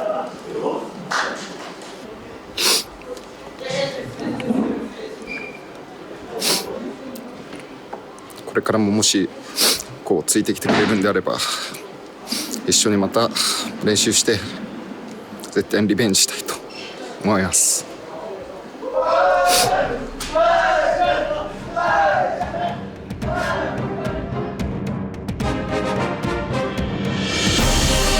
こうして第一次バーサスは幕を閉じた。しかし戦争はまだ終わっていない。今この瞬間にも全世界でクラン対戦が行われている。もう一度言う、世界はまだ戦時下にある。